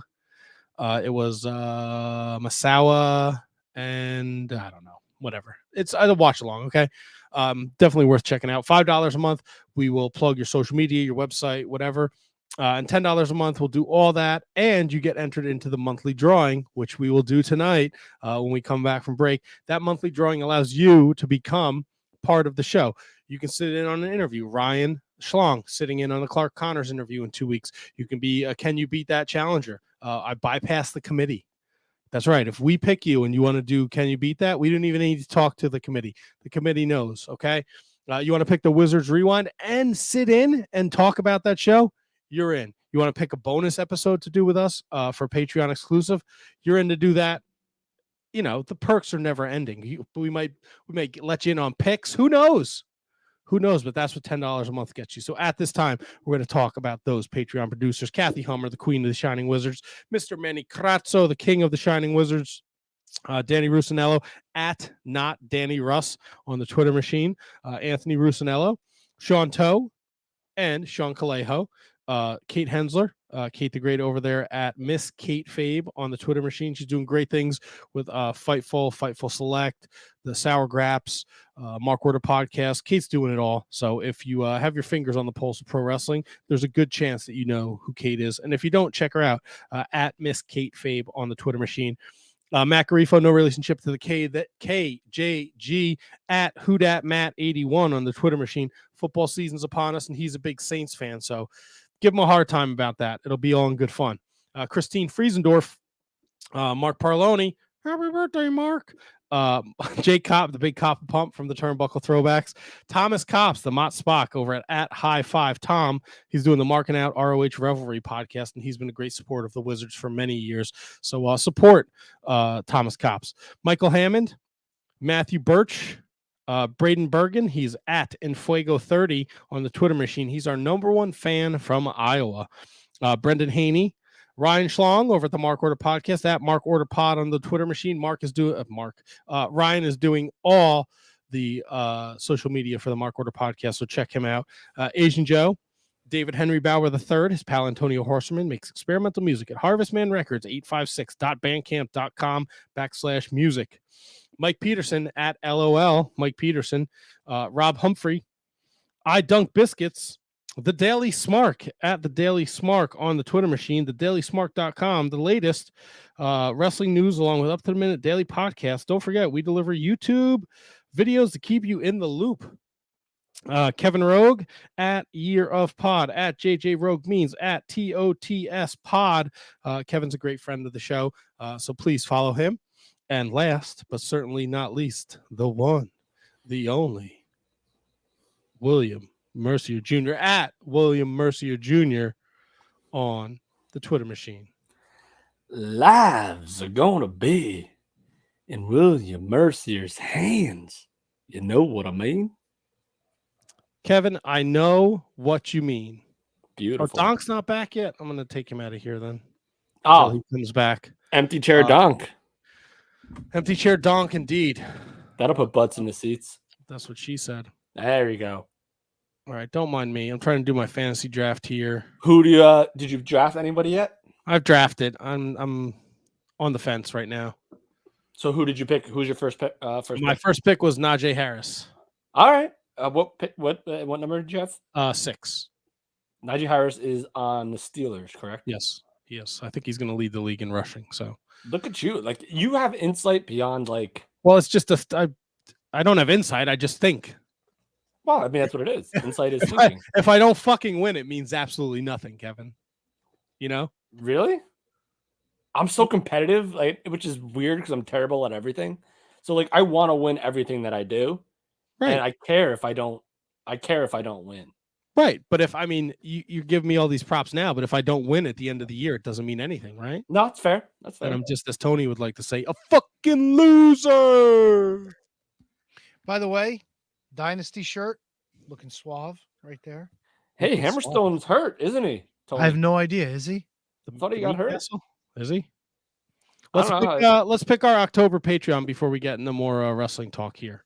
And talk about wrestling, shall we? Sure. Getting down in here, getting down up in these guts. All right. Now look, I put Ryan Sullivan back in here. If he wins again, he can't go back to back. No, absolutely not. That'd be terrible for the winner for October. Mr. Come on, Brendan Haney. Oh shit! Look at that. So Love the Brendan, Hangman. we'll be reaching out to you, Brendan, whatever the fuck you call yourself. Yeah, well, yeah, what do you? Yeah, For October. Get your shit together. We'll reach out to you and see what part of the Wizards podcast you want to be a part of. Oh, mama! Wait, they get to choose? Well, yeah. I thought we choose. Nope. Or you choose. You Nope. basically. Nope. That's a big Matt. That's a big bonus, man. That's a big deal. They get to choose what they want to feel. What they want to do. I hope he Oh, decides to get his ass kicked and fucking. Can you beat that again? Oh man. Oh no, I don't know. Well, we'll see what happens with the murder next week. Yeah, going to be very interesting. I'm excited for it. So have we covered enough of this post-media scrum, gentlemen? Yeah, I guess and like you said before, it just hurts that that's what we like open with instead of this amazing show of wrestling. But Doesn't hurt me. I like that kind of shit. yeah, you do. You're a shit stirrer. I didn't stir anything. No, it was all your fault, Tony. You know it wasn't what? Tony Khan. It was Tony Z. If I get blamed, it is what it is. That's right. Whoa. Tony's did it. Yeah, it was all Tony's fault. Donker did it. Donker. Donk's fault. All right, Donk so we got talked. Nick Jackson knocked out. I think we've talked. Yeah, quit throwing chairs over there. I think Yeah. we've talked enough about all the backstage shenanigans. Done with it. Let's talk about the pay-per-view and picks, shall we? It's time for part one of the pay-per-view pick extravaganza. AEW All Out. Sorry. Got a little excited there. So, Do we got Tony, some music queued up? Do we got some music queued up? I don't know if that will get us kicked off because Oh, it's a copyrighted music. gotcha. Wait a minute. What? That's right. Who? Well, it ain't me, buddy. Get for real? 15-0. Damn, Baby. son. Where'd you find that? Woo! This was the hardest pay-per-view I think I've ever had to pick in the history of picks. Damn. And I got it right. What does Matt always say? My hat's off to you, or my head's off to you? Something like Everything's off the couch. It was. that. God damn. I was going through doing all the work today, putting it together, and I'll be sure as shit. Kevin, very impressive, 15-0. That's crazy. That could be the highest perfect score ever. Yeah, dude, WWE had 2 shows this weekend, and AEW in 1 show had more matches. Damn. So Kevin went 15-0. Tony, a respectable 12-3. So What did you do, Matt? I'm sorry, what? What did you? I'm sorry, Matt. There was I couldn't hear. There's a malfunction in my gotcha. my cans here. My I went can. 9-6. I did not have a great showing. Listen, 9-6 is good. Yeah, but I made some choices. Like I was really look. I am a bazillion games out. I am reaching for. I'm trying to make up ground. So I picked Hangman and the Dark Order. I picked Athena. I picked. We all picked. Well, Kevin didn't, but me and Tony picked Daniel Bryan. Who else did I lose on? Dude, it was tough, man. Like I said, I was flip-flopping through every single pick. Like I'll show you the original notes that I had for every single match. It was lost on Jungle Boy. Yeah, you lost on Jungle Boy, Tony. Did I lose on Jungle Boy? Yeah. Oh, fuck me. I picked Claudio to win the casino.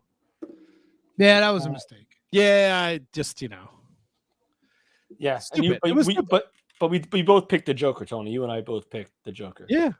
I think the only ones Tony lost was Jungle Boy, Starks, and Starks lost? Yes. Oh, you see, that one stuck in my craw because I really was gonna go for Hobbs, and I was like, You just asked if he lost. How did that stick in your craw if you didn't know that he lost until right now?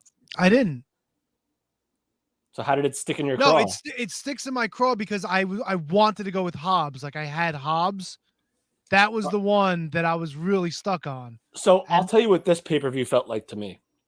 this pay-per-view felt to me where you needed a lot of the bad guys to win to further stories. So like, and AEW is so hit or miss in how they want to continue with their stories. Like, do we want this to be one and done and move somebody on to somebody else? Or do we want to have the bad guys win and then maybe at Full Gear or a Dynamite or a this and that, we get the redemption song? So to me, this show felt a lot like the bad guys got to win. Jericho, Christian, Hobbs. Of course, you got to get, I mean, you got to give and take here, but the majority of the matches were like, obviously I feel like we all knew that Miro and Darby and Sting were going to win. I think we all had that. So that's like the one, like we all kind of like, that was like the slam dunk. And of course you had Swerve and Glory and the Acclaimed, which was the match of the night. Like we talked about earlier, that was my favorite match of the show, but they're both baby faces, even though, and this was another thing that bothered me at the media scrum is how like these reporters are asking, did you ever think about calling an audible because of the reaction that the Acclaim got? No, you stupid dummies. You're not going to change. You're not going to change the course of your program just because how one crowd is reacting. It's not going to happen. It doesn't help that they have a lot of stupid people at these scrums. From what I've seen, like they don't have the brightest of the bunch of wrestling. So you're saying they don't vet the media? They don't. Well. They just like let whoever in. Well, let's book a trip to Chicago next year, boys. Listen, if we were there, I think the media pass, you have to have like 10,000 followers. That's how they base it. So it goes to show you. Now, look, this was at the beginning. Now, I don't know what it is now. I haven't tried again to get media, so I don't want to speak out of turn. No, I mean, it is what it is. If that's the case, whatever, knock yourself out. I mean, it's Fightful, which is fine. They're respectable organizations. PW Insider, that's fine. Great. Oh, no, there's tons of respectable people there, but, then Johnny-come-latelys. This is what bothers me, is that the questions that they're asking are just to get a rise out of somebody. Mm-hmm. Like, it's not about the information that you're seeking. It's about, how can I make this guy say something that'll get me to get hits on which is fine, I guess, because we've done it too. We've asked the questions, but I'm not doing it to like get like dirt. I really want to know what happened in this situation. And if they tell us, we will send it out to the wrestling media. We will do that because they said it. If they didn't want to say it, they wouldn't have said it. I'm not a fan of these after show scrums either. I know WWE did one after Clash at the Castle. I don't want to say I forgive it. I understand them doing it because I don't think they've ever done a show in Wales. Ever? I don't think. It's first one in Wales, first one in the UK in 30 years. So I can understand. First pay-per-view in 30 years. First pay-per-view in 30 years, correct. So I can understand them wanting to do something a little out of the box, but still not a fan from that side either. I didn't watch was there anything controversial? I don't know, but I mean, like, I heard they did it, and it was just like, yeah, Triple H is too smart for that shit. I think Roman Reigns had like a one-word answer when someone asked him something. I think Triple H may have teased that he's got to reach back out to Bad Bunny. Somebody asked him about Bad Bunny. Right. Rollins, Liv, and somebody else put over how much they like their passion for pro wrestling. Somebody had asked Rollins about his outfit and if he took pro wrestling seriously. That's a dumb question. Dumb. So just throw this up there from the chat. I want to include some more chat people here. Oh yeah, with the picks. Matthew Birch, Kevin getting a perfect record on a show with 15 matches is actually very impressive. And Ryan Sullivan, wait, is this him? Is this a season changer for Kevin? We don't know yet because Tony outlasted me on Clash at the Castle. Clash at the Cashew, I believe. So I think Tony has gained the game at Clash at the Cashew, but I think I took a bunch on yeah, Matthew Birch does make a good point here. You realize you're so many games behind because you keep making these wild picks to gain ground. But I completely get what Matt's doing, but yes, it does sort of lead to that hole. Just keep digging deeper and deeper. as I a whole. get it. But then again, I like that one, Kev. But then again, if Matt manages to pull one out of his ass, which his wife doesn't get to see, That's right. like he could easily change things. But unfortunately, it just has not worked out this season. No, it has not. It has been a struggle, but it is what it is. Yes. I'm gonna stop trying to be the smartest guy in the room. Yeah, that's what trying to be too cute works against you sometimes. Sometimes you just gotta like throw the dart on the like. You just gotta read the writing on the wall. Like this is what's gonna be, and if you lose it, you lose it. I think Matt's strategy would help if we were down to like the last 4 months or 3 months, but trying to do this shit like 8 months out, that's a big chance you're taking. So like I'm only 18 games behind. That's you, right. Tony. So it's like pick Roman Reigns every single time until he loses. You know what I mean? Like that's where their smart money is. Pick Roman Reigns every single time. Pick I don't know, the Usos every single time until they lose. And then when you take that L, then you'll figure out how to move on from then. It's it's take, I guess, Mandy. We didn't pick NXT, but take Mandy Rose every single time until she loses. Then once she loses, then you move on and figure out a new strategy. Go back to the drawing board. Exactly. So it's an awful lot of drawing you need to do, my friend. What are you gonna do? I enjoy it. I have fun doing it. I do too. I mean, it doesn't hurt going 15-0 on AEW. No, that doesn't not hurt at all. So, Kev, hit me with just because I don't think we can do a deep dive on All Out, but what were some of your highlights from All Out? Of course, like I said a million times already, Acclaimed and Swerve in Our Glory. I think the Acclaimed truly have arrived today, and I think that they should run this back soon. Maybe maybe at Full Gear. Or are they at they're at Arthur Ashe and stuff. Then boom, run it back there and let the Acclaimed win there. I think the story that is completely buried under the rug because of the scrum is MJF and the reaction that he got, which was like it brought a tear to my eye, even though it's not the reaction that they wanted you to have. They wanted you're in Chicago, you want the crowd to boo MJF to shit, but they didn't. They loved it. And it was absolutely an incredible moment to watch. So I love that. What did you think of the way that happened at the ladder match? All right. So if I'm reading your eyes correctly, is it like, did you screw the audience out of like? No. I'm not.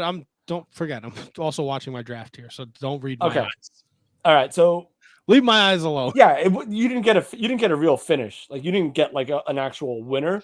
But you got what set up something way more important than that. Sure, you got a winner. I think it's interesting to see that he is. Is it safe to assume he's with Stokely? So this is what I hate too. Stokely is like a GM trying to like finalize a 53-man roster of his group. Like his stable is like insanely big. Okay. You have Morrissey, you have Lee Moriarty, right? Yep.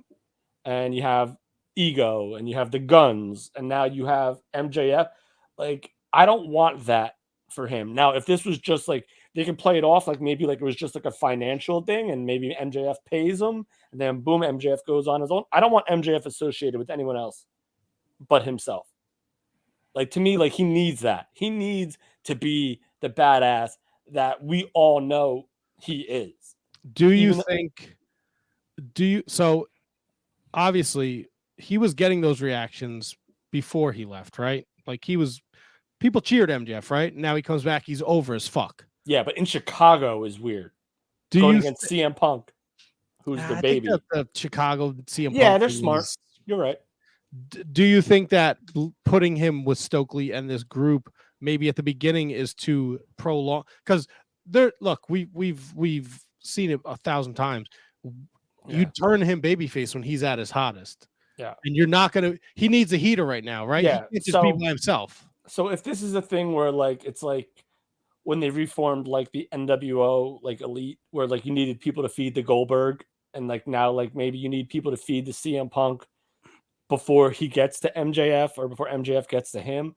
I guess that makes sense in like a traditional wrestling thing, but I really want MJF to be like his own man.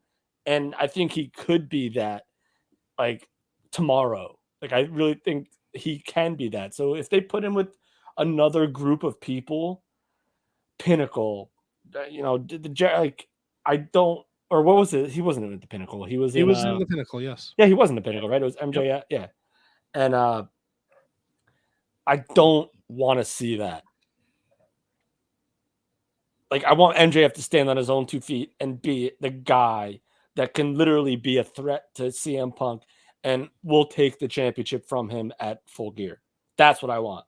I don't want Stokely there. I don't want Morrissey there. I don't want Moriarty there. I don't want Page. I don't want them there. I want MJF to be his own man, and then he'll be the biggest star in the business. He'll be the biggest guy. If he could take out Punk on his own, boom, done. Made, babyface or heel, whatever you want to do. Just one man's opinion. It's going to be interesting. Look, I like that. I like the way the ladder match ended with all the guys coming down and Stokely pulling down the chip and then him coming out to Symphony for the Devil, which was fucking awesome. That was cool. And then end of the show was fucking awesome with the voicemail and the Punk promo spliced in there. I watched that a million times today on YouTube. It's great shit. Tony, if you haven't seen it, check it out. I think you actually might enjoy it.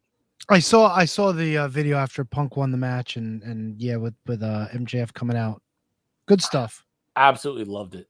And and here's again, I go back to why I love AEW. Like I love it because I don't care about if something doesn't mesh with another story.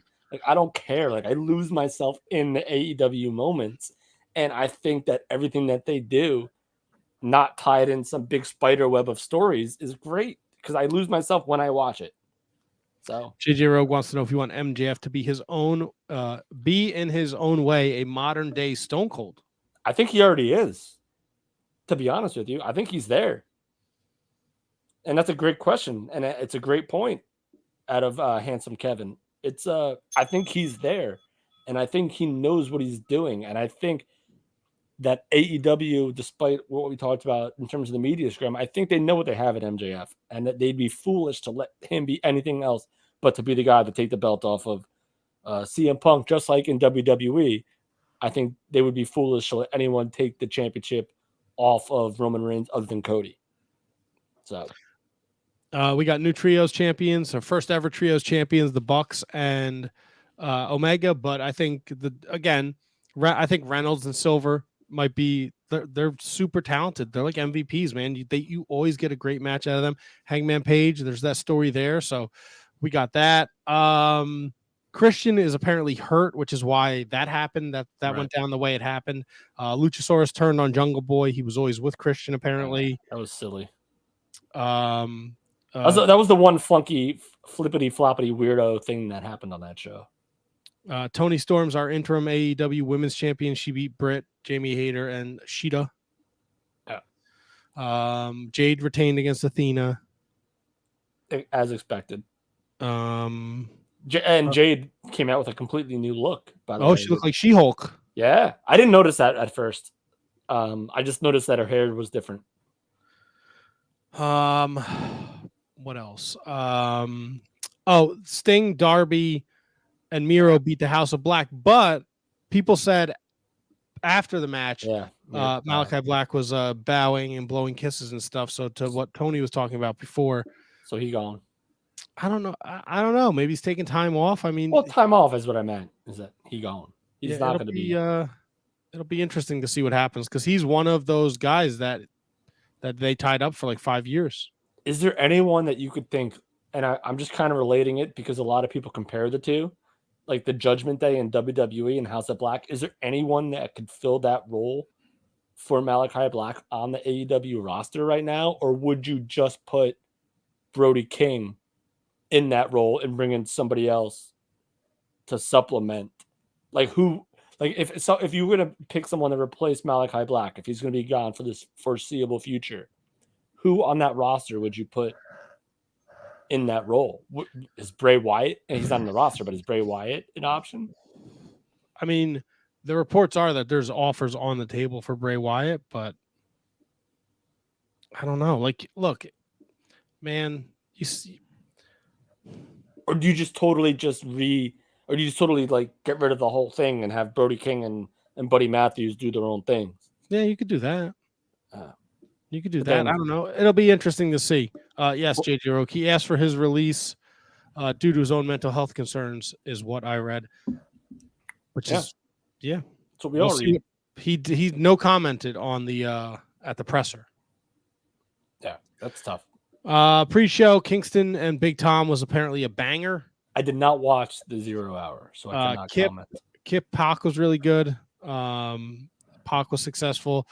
Hook does what Hook does, brother. And Chase Sammy- Angelo Parker, right? yeah, Sammy. Tony, and I didn't realize how long like we had a relationship with Angelo Parker.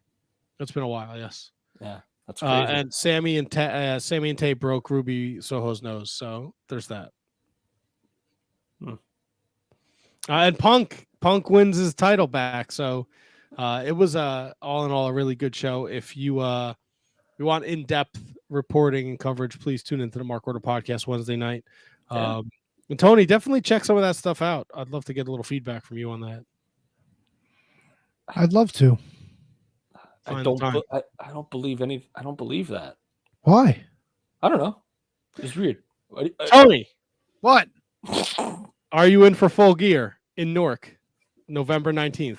Come on, baby. Saturday night pay-per-view in Newark. It's my birthday weekend. You fucking owe me. What do I owe you? Yeah, what You is don't come to my barbecues. You don't come to my fucking I was house. on vacation during your I'm like a barbecue. fucking pariah. You won't drive to Morristown, but you drive to fucking Red Bank. Matt, you got to stop with just- this. You had like 6 birthday Okay. parties. Tony came to the one that mattered. Kevin, The I just baseball want him- game. Kevin, I just want him to go to AEW and be miserable. Oh no, I'm with you. I'm with you. I want him to go too. Now, I'm in.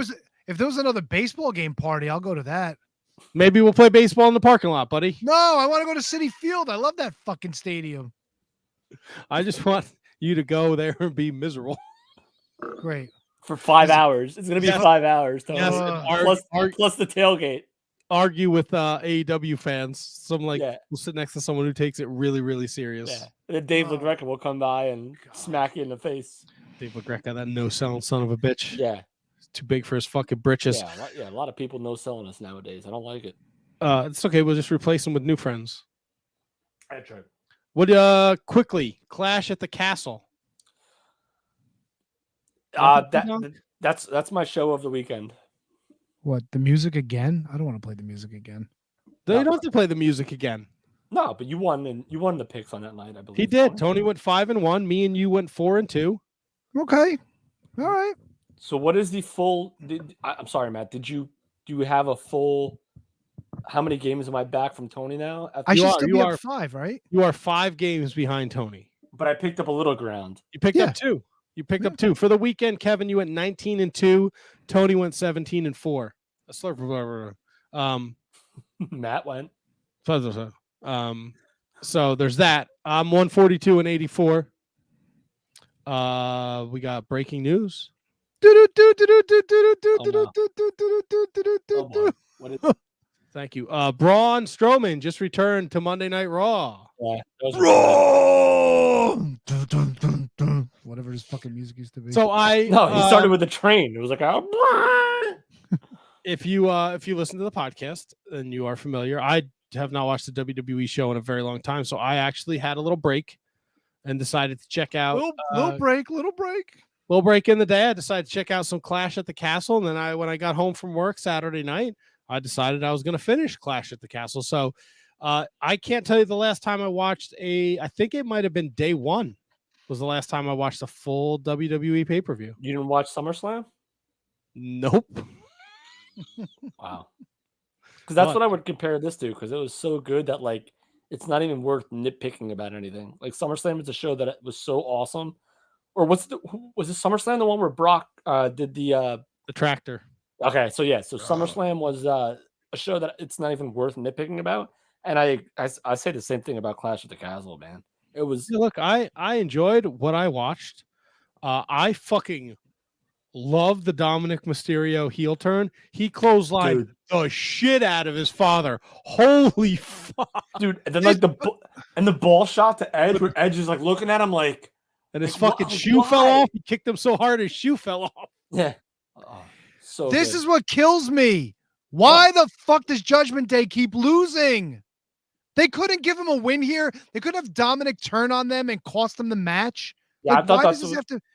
Like, Yeah. why does it have to be like the afterbirth? I Like, thought why? that's what it was gonna be, but and we talked about like the acclaimed and like audible thing. Like the crowd was so into Edge, like the crowd loved Edge. So for him to get a win there, I'm sure it was the design play from day one. But the fact that Edge won, they wanted to get the pop for the crowd, and then you have the story. That's the drama of pro wrestling, baby. No, but the drama should have been before the match ended. So you get the turn, you get the loss.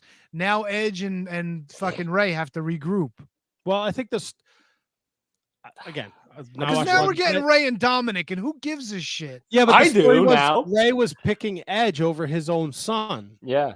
Yeah, so Because- then his son should have turned on him and cost him the match and said, Yeah, but "Fuck why all not? y'all." Why not give the fans what they want? A big win, right? They get to see Ah. Ray and Edge, they're legends.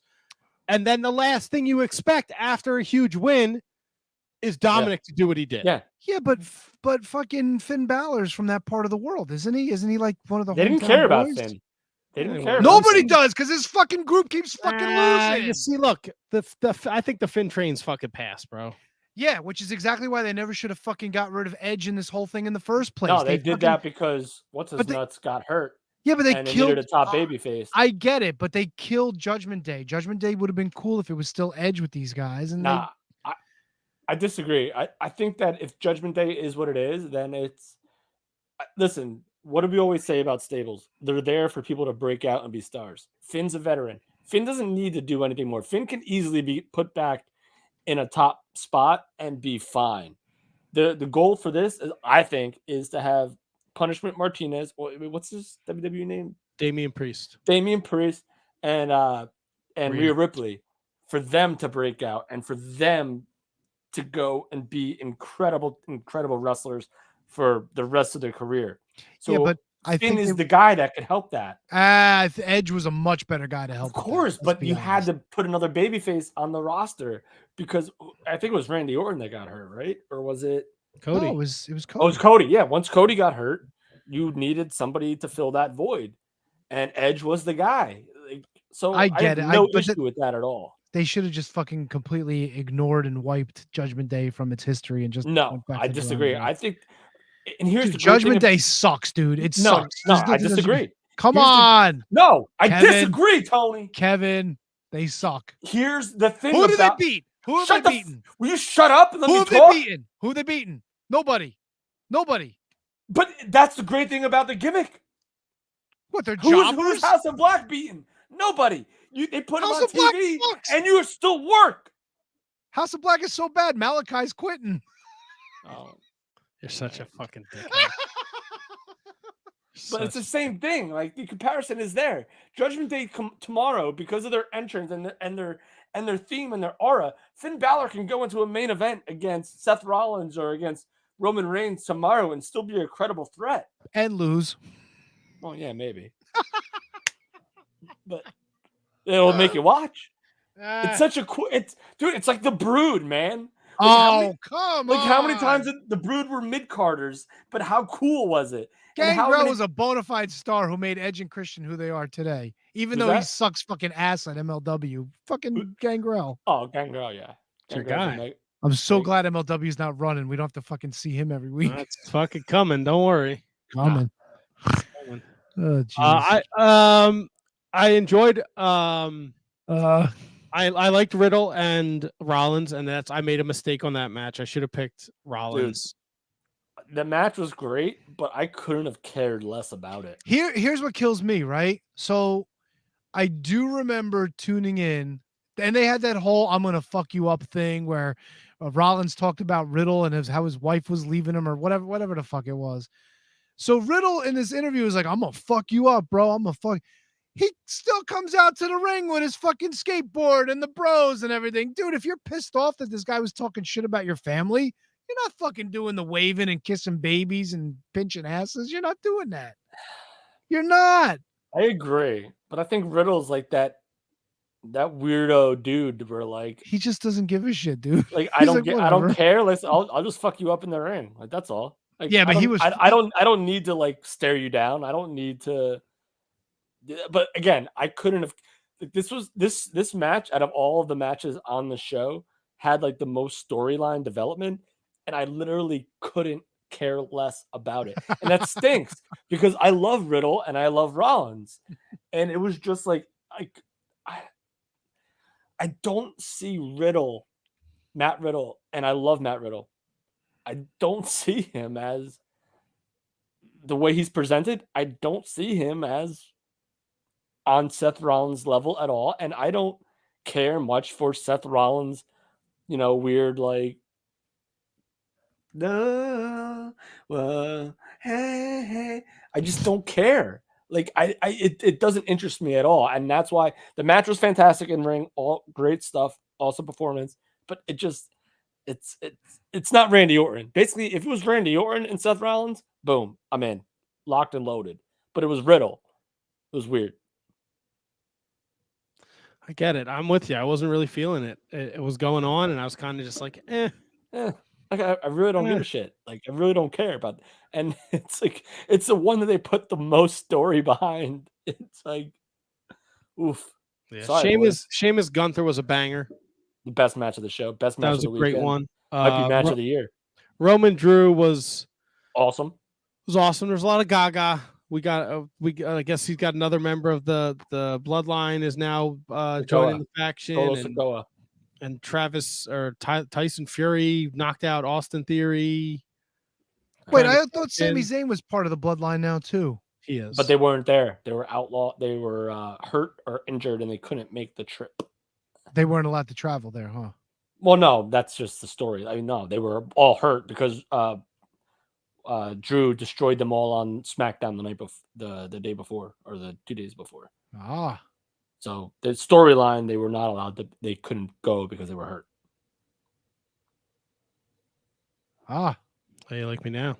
Yeah. Matthew Birch joining in. Judgment Day is a dead faction. The only person benefiting is Rhea. Priest and Balor were in better positions before.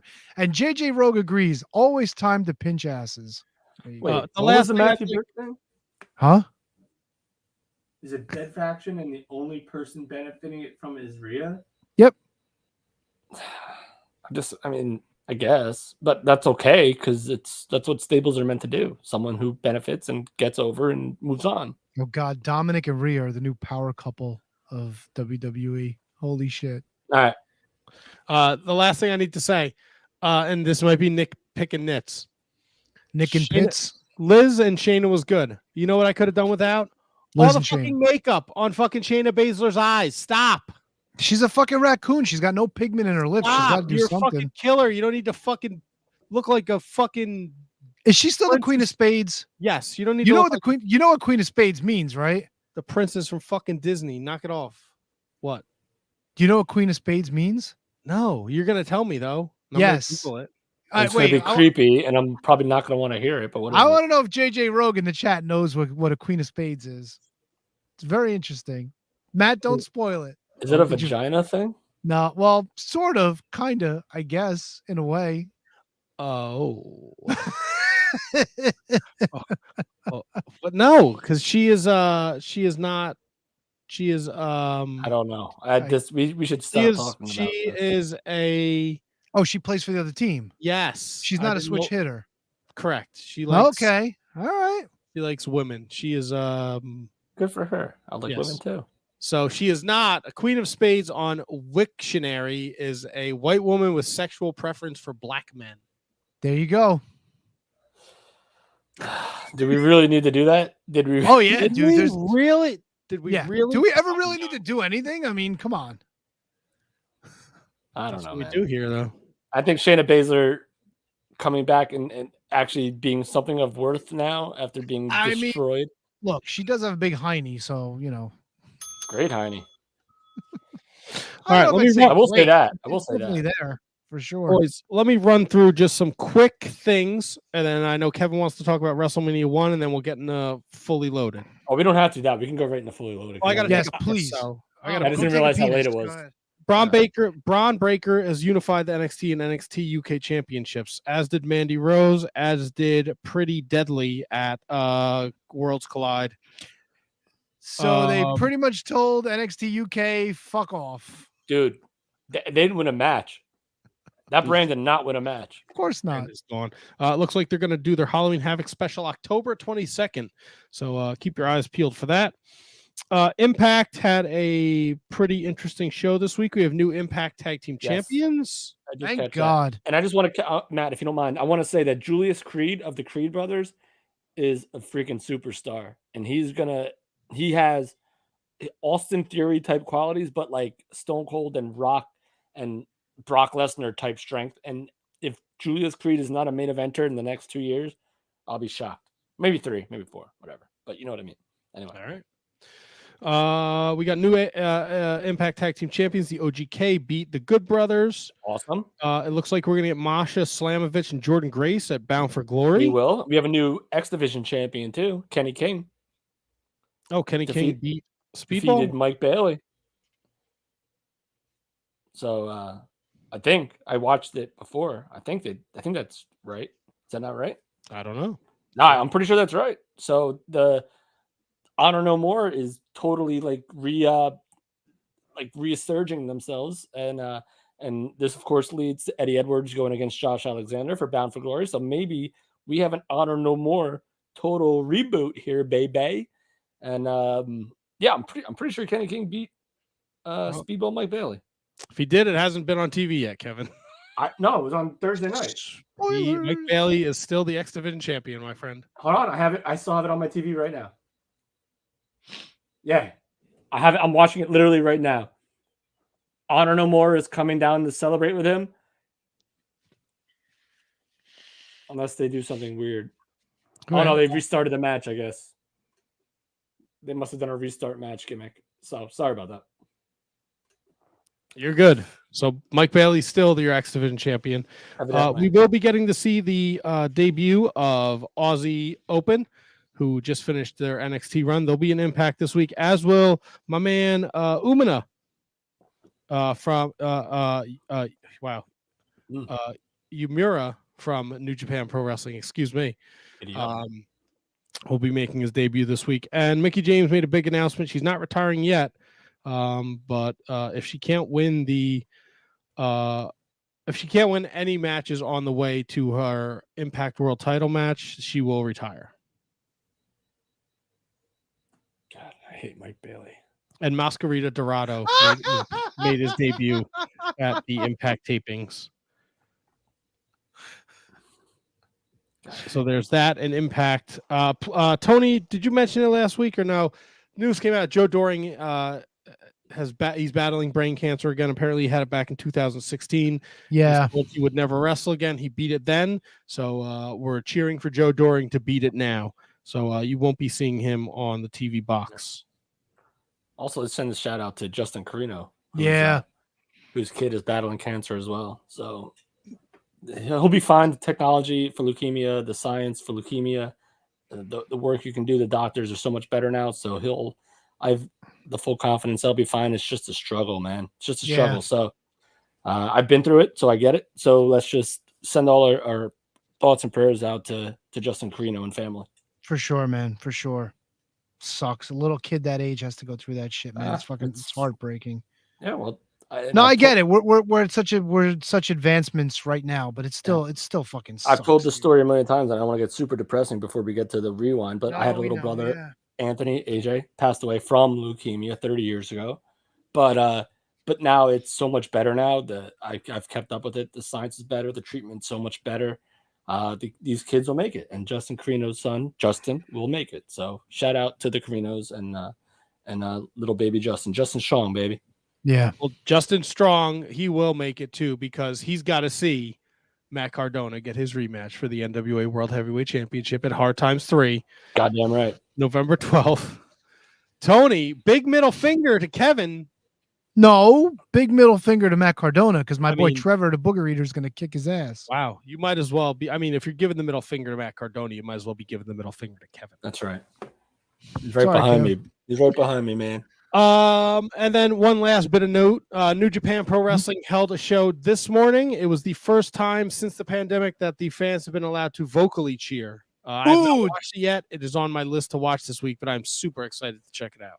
Was there tentacle porn in the background, or I wasn't that kind of don't. show? New Japan has never really done the tentacle porn, Tony. So, Well, now that they're working with Stardom, it might be an option in the future. So who Tony, knows? that is just rude. I don't know, man. It's rude. It's unnecessary. Can't picture Tanahashi coming out with fucking tentacles coming out of his crotch. I think that'd be kind of awesome. You'd be Tentacle into that. crotch. Yeah. You would And he be could into go, that. go Ace. Go Ace. I'm gonna go piss. I know Kevin said.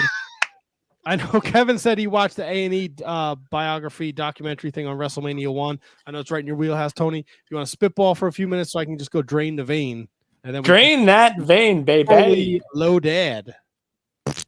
Kevin, for it. tell me about WrestleMania 1. Well, Tony, I'm guessing you've never seen this show.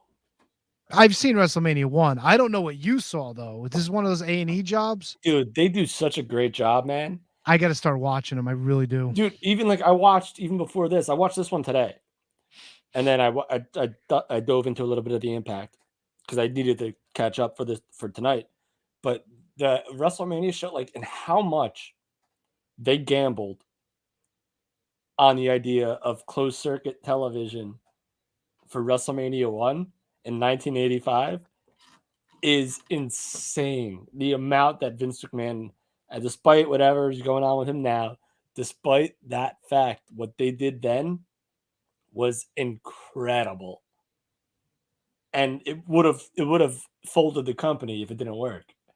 And hearing Mr. T's accounts of the days, obviously back in time Roddy Piper's accounts of the days and how everyone got along and what it was. And here's something that was very weird though. Gerald Briscoe was on that show a freaking lot. Was Gerald Briscoe an agent in 1985 for WWE? I don't think so. I don't think so either. No, I don't think he was around for that. But like he knew a whole lot about it. Huh. So like and Bruce wasn't there, but Bruce we get. Like Bruce, Oh, like you know. damn. Like Bruce, like you understand, knows the history of the company. But I didn't realize that Gerald Briscoe may or may not have been an agent for WWE in 1985 because he certainly knew a whole lot about what was happening there. So, but other than that, it was like the Cyndi Lauper stuff, the Captain Lou stuff. They interviewed like the original MTV VJs. Kev, I'm sorry to interrupt you. I just want to get to your point. The Briscoe brothers were in WWF in the fall of '84. They unsuccessfully challenged Adrian Adonis, Dick Murdoch, then champions. Both men would retire from the ring in early '95, and after retiring, Gerald began working backstage as a road agent and booker for McMahon. In 95. No, 85. I'm sorry, 85. Sorry, if I 85. misspoke. Yeah. Okay. So it is completely possible that Gerald Briscoe was already working as an agent because Adonis and Murdoch were no longer tag champs going into WrestleMania. That was the US Express. So it's completely possible.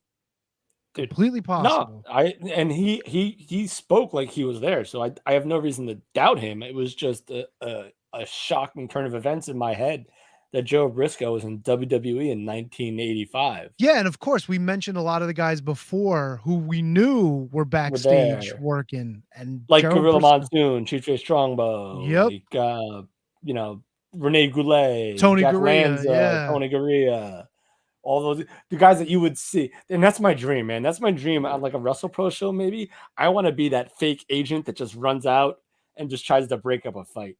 You Like should that- do that, bro. That'd probably be something that you can do. I'm sure they would let you. It was like what I want. Like I remember watching wrestling as a kid, and like I want to be that guy. Like I don't want to be the wrestler. Listen, I don't want to be the star. I want to be the guy that just tries to Kev, break stuff up. you forget Matt was one of those guys when Dan Moff hauled off and punched him in the face. I was there too. It Yeah, was so me and there you Matt. go.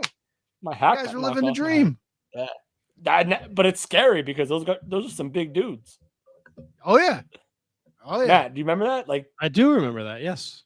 and like freaking Raleigh Allen was there, and it was we were Fucking on. Jay Silva was sitting next to me in the stands, and Tony was with me when he was real little, and Jamie just like, yo, you may want to move your seat because shit's gonna come right up this way. It's like the weirdest little dream. It's the weirdest wrestling dream I think anyone's ever had. Is like, I just want to play like important person, but just separate people from fighting. Dude, that whole event was amazing. Like you and Matt were involved. The Midnight Jury was the guys interviewing. Like Eddie was managing Fala. Like it was like this whole like Synergy, microcosm, I guess. yeah, of all of us at the same time being there. It was crazy. It was good. Good times, man. Good times. Speaking of good times, are we gonna take a little bit of a rewind? Maybe. Are we ever? We're Gonna gonna go back. We're gonna go back to July 23rd of 2000 in baby. Dallas, Texas, at the Reunion Arena. Reunion For Fully Loaded 2000. Kevin picked this one, so Kevin, I'm gonna ask like we do when we do our bonus episodes, why Fully Loaded 2000? All right, so I did a Google search for the most underrated WWE pay-per-views of all time. And one came up, I forget what it was. It was either What Culture or Cultaholic or something like that. And they had a list of the 10 pay-per-views. And it was like Vengeance 2005 or Judgment Day, this and that. And then I saw Fully Loaded 2000. And I remember this because it was a triple main event, but of 3 main eventers and 3 guys who weren't quite there yet. In Kurt Angle versus Undertaker, Chris Jericho versus Triple H, and Chris Benoit versus The Rock. And I'm like, you know what? Based on those 3 matches alone, I'm like, this has to be the one we watch. Like, if anything else, this is the one we need to watch because it was just such a weird place in WWE where you have 3 legit Hall of Fame top monsters going against 3 guys that haven't been there yet. So I was like, boom, I'll watch it. And then the undercard supplemented it well. So I was like, you know what? Boom, this is the one I'm picking. All right. And look, I enjoyed it. I thought there was a lot of good matches on here. But I threw it out there last week. Commentary. Fucking Jerry Lawler. I can't say I All right. I don't know if I enjoyed this in 2000, but in 2022, I fucking hated Jerry Lawler. The way Jerry Lawler acts during the Attitude Era makes those stories from 95, 94 seem a lot more true than they are false. Now, in fairness to Jerry Lawler, do you think it was really him just being a perv? Or do you think it was him playing up what the WWE was serving up at the time? I think it was a little bit of both. Because we got, two spoons in that porridge, my friend. So this is 2000 WWE, and yes. Vince Russo's already gone. However, is he? leading? Yeah, he's in WCW at this point. Now, leading up to this, though, Vince Russo was a lot of like the lumberjill matches, the fucking mud bath matches, or whatever you want to call them. You know, bark like a dog with Trish and all that shit. You know what I'm saying? And to be fair, that's where the entire country was as a culture. Sable with the painted on bikini, and you know, like this is what we were all the Howard Stern crew being brought in, like fucking Hank the Dwarf and Beetlejuice and fucking Stuttering Fred or whatever the fuck his name is, Fred the Elephant Boy, Crackhead Bob, like Stuttering John. No, Stuttering John wasn't him. It was Fred the Elephant Boy. But this was all the shit that Vince Russo brought in, and they ran with it. So, you know, you could always say Jerry Lawler was playing along. I get it. 2022, it's a little but at the time, I think he was just playing the role. Dude, it was. But a lot of this era doesn't age well. That bad. Oh No, my it god! I wasn't- thought he was gonna fucking his. Okay. You're talking about Lawler. I don't think it Yeah, was as bad as Lawler. I don't think it's as bad as Matt making it out to be, Dude, but did you? it's rough. He I- was. There was probably cum all over the desk after the first match, but with Well, don't- fucking Lita and Trish Yeah, involved, the he sounded, Hardys. it was disgusting. it's kind of funny watching Trish at this point too, where she clearly wasn't a wrestler yet. It's such a weird slice of her history in wrestling. Yeah. Where This is what started her. She started with TNA. Yeah, she was the TNA that was of her TNA. debut. Yeah. That was her with Tess and Albert. That was her thing. And obviously that was the play on the words of her.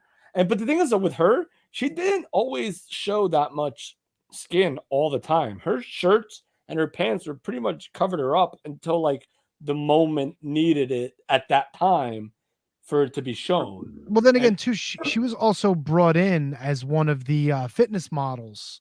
Right. That No, Victoria was there. Yeah. But like Trish didn't necessarily always get that treatment till later on. This is like early Trish Stratus. She's managing TNA. She was the one that formed Test and Albert. Like, you know what I mean? Like, all right, if this is our jump in point, and I don't remember if this was the first match. It was. Every fucking person except for Trish was wearing black in this match. Everybody the was Hardys. black. Yep, the Hardys both. Even Lita was wearing black. Holy shit, dude! Trish was wearing pink. Trish was wearing pink. At least she mixed it up a little bit. Yeah. But of course, she was the non-wrestler of the group, and boy, did she stick out. However, at least she had some different fucking gear. Well, they did it for the moment where the Hardys take off their shirts, and then Lita did it too. Yeah. So that was the whole thing. Yeah. Fucking pervert. He's a sick. I can't really like yell at him for that because at 20 years old, I'm like, oh baby, let's go. Like, well, didn't TNA have the song that went like dun dun dun dun dun dun? Dude, they could like that. This was like an episode of Raw until like the main events. Like this was literally like an episode of Raw. Yeah, there was some yeah, there was some stuff thrown in there that I was kind of just like, what the fuck? Yeah. Do you find it odd that they were giving Lita a lot of offense against the guys in this match? No, I think that kind of like set the tone of where we were going. It played in well. Like it wasn't like Lita was locking up with these guys and overpowering them. She got in situations where she was in control. She whipped out some of the high risk offense or whatever, and it worked well. I think it was well done for what it was. I agree. And then, like I said, setting the tone. It's like when Lita got involved when the Hardys started feuding with the Undertaker down the line in years future. Like Lita was right there, doing the physicality, doing everything with that. So I think this early stages just set the tone, and we'll set that later on in another match on the show. I like this match. I thought this match was fine for what it was. It was good. It was good. Like, and I think TNA. I think Tess and Albert could have been a good thing. They just didn't know what to do with either one of them individually. So it's one of those things where you put them together. They looked well. They meshed. They gelled. But like I want them both to have like. This goes back to my tag team argument gear argument. I want them both to have like TNA on their tights. I don't want like Test wearing pants that say nothing and then Albert wearing pants that have like lightning bolts on them. Like I just want them to like own TNA, like own it. Like if you have to wear shirts, fine, wear TNA shirts. Make them make TNA shirts. The fact that they didn't, and you have Trish Stratus as your freaking manager, and they couldn't capitalize more than they did on that team, it just frustrated me watching it back. As much as I like both teams, obviously. All right. What do we have next on the itineraries? Did we have any Kurt Angle segments after this match? There were a bunch of them. Undertaker. I want to say yes. There was. We don't have to go order per se. Well, long story short, Undertaker was looking for Kurt Angle because Kurt Angle fucked him up with a sledgehammer or some shit on Raw, took out his leg or something. Big like rubber wrench. Yeah. And then there was another segment where he was on Undertaker's motorcycle, and then Undertaker chased him to the left, and Kurt did an end around and hit him with the wrench again backstage. And there might have been some expletives. I don't remember, but I know Undertaker, the fucking Booger Red or whatever you want to call him, he was none too happy. Undertaker gave up selling that knee pretty quickly, though, in parts of the match. Yeah. Dude, Well, even like the next like ahead now. even like the next segment, he's just like walking around like Yep. But in terms of wrestling, what was up next? Oh, is this Perry Saturn, Eddie Guerrero? No, It it's is. Edge and Christian. Oh, it is? I thought it was Edge and Christian first. Yeah. Oh no, you're right. Oh, we got more backstage shit with that, but we'll get to that in a minute. Dude, Eddie This was Guerrero, Mamacita, I forgot how much fun that was. This was a weird match. But it was so much fun seeing them. Oh, another thing they mentioned on commentary. Oh no, next was Taz and Al Snow. Oh, fuck, I forgot that this God, one even yes. happened. Yeah. Sorry. Yeah. No, you're right. Al Snow was trying, like, Al Snow was actually good in this match. Like, he got a No, lot but of shit here- on Taz. Here's when they ruined Al Snow, or Al Snow ruined himself. Wearing like the long tights. The The long, long tights. tights Al Snow was like, he had like the snowman on his thing. He had like the winter forest on his gear. Well, he That's was a not the- snowman. But you don't need to fix what's not broken. I wanted Al Snow like in singlet head. Like you don't need to. This is tough for me to say. I guess you have to try to create what's best for you and what you think. But Al Excuse me. Snow with just like the singlet and the head was what made Al Snow what he was. And then he did the tough enough stuff and all this other things, and like, but that was Al Snow. And like, I never took Al Snow seriously once he didn't have that singlet on. So, and Taz was butchered from WWE the moment he got there. Yeah, Taz didn't get a lot. One thing I did like was when Al was going for like a spin kick and Taz just hooked him by the leg and the head and he fucking tossed him. That was impressive. At least this was still, I believe, singlet Taz at Yeah. this point. So, and then once he changed to his like garage band thing, that was the end of Taz too. So Yeah, and this was like really angry Taz. Like he had been like interfering in a lot of matches, beating a lot of people up. Yeah. Real grumpy little motherfucker. little grumpy guy. Um, Cost us a lot of money. Handsome, Not him, but Handsome Kevin wants to know. He mentions the tights. He was wearing gear. He wasn't running around like Midian in a thong. but Take it it- wasn't Al Snow. It's I get it. all right. So Hogan wore trunks his entire life, brother. but for some reason, when he turned heel, him wearing tights didn't bother me. When And Al he Snow, went back to tights when he was red and yellow again. He was still in he went back to tights. trunks when he went red and yellow again. Yes, until he went to No, WWE. I think he was No, always he didn't tight. wear. He did not wear red and yellow long tights in WCW. No chance. Really? No chance. No, this for a fact. Not Nope. I mean, unless he was doing After- like an after the interview, N- maybe, but no, not but after in the a match. NWO thing, like, did he ever wear the red and yellow Yes. after NWO? Yes. It was a When? match. It was a 6-man tag match with, I believe it was like Rick Steiner, Sid, and Kevin Nash against Goldberg, Sting, and Hogan. And it was And he- Monday Nitro where Hulk Hogan, like Nick Hogan was there, like holding like the red and yellow to him. And then he came out. Then he drove through a pole. Nick's not a great guy. But it was, but yeah, Hogan never wore, maybe he never wore it as his gear. He wore it as like his maybe promotional stuff. But I have a picture from Nitro, August 1st, 1999. Hogan is still wearing like the black like lightning bolt tights, yeah, posing with Sting and Goldberg, all three Right. of them together. yeah, he was still a babyface at that point. Yeah, but he's wearing black tights. Right. He didn't He's he not didn't- wearing the yellow he didn't trunks. turn over yet. I don't know the date that this happened where Hogan, but I remember Bobby Heenan and Tony Schiavone on the commentary saying you'll never forget where I- you'll. All right, Kev, you're 100% right. I got a photo from the match. Hogan is wearing the tights, the trunks. Good call. Good Yeah. call. Oh, dude, I know. I didn't believe it. I didn't think he went back to But the trunks, but he did. He did. Holy shit. He was world champion at the time too, I think. I think he was. He's American made, bro. Yeah, and then it was like, do you like? And they were the commentators were talking, and then they were like, wait, what is this? Like, what are we hearing? Like, what are we like? What is that?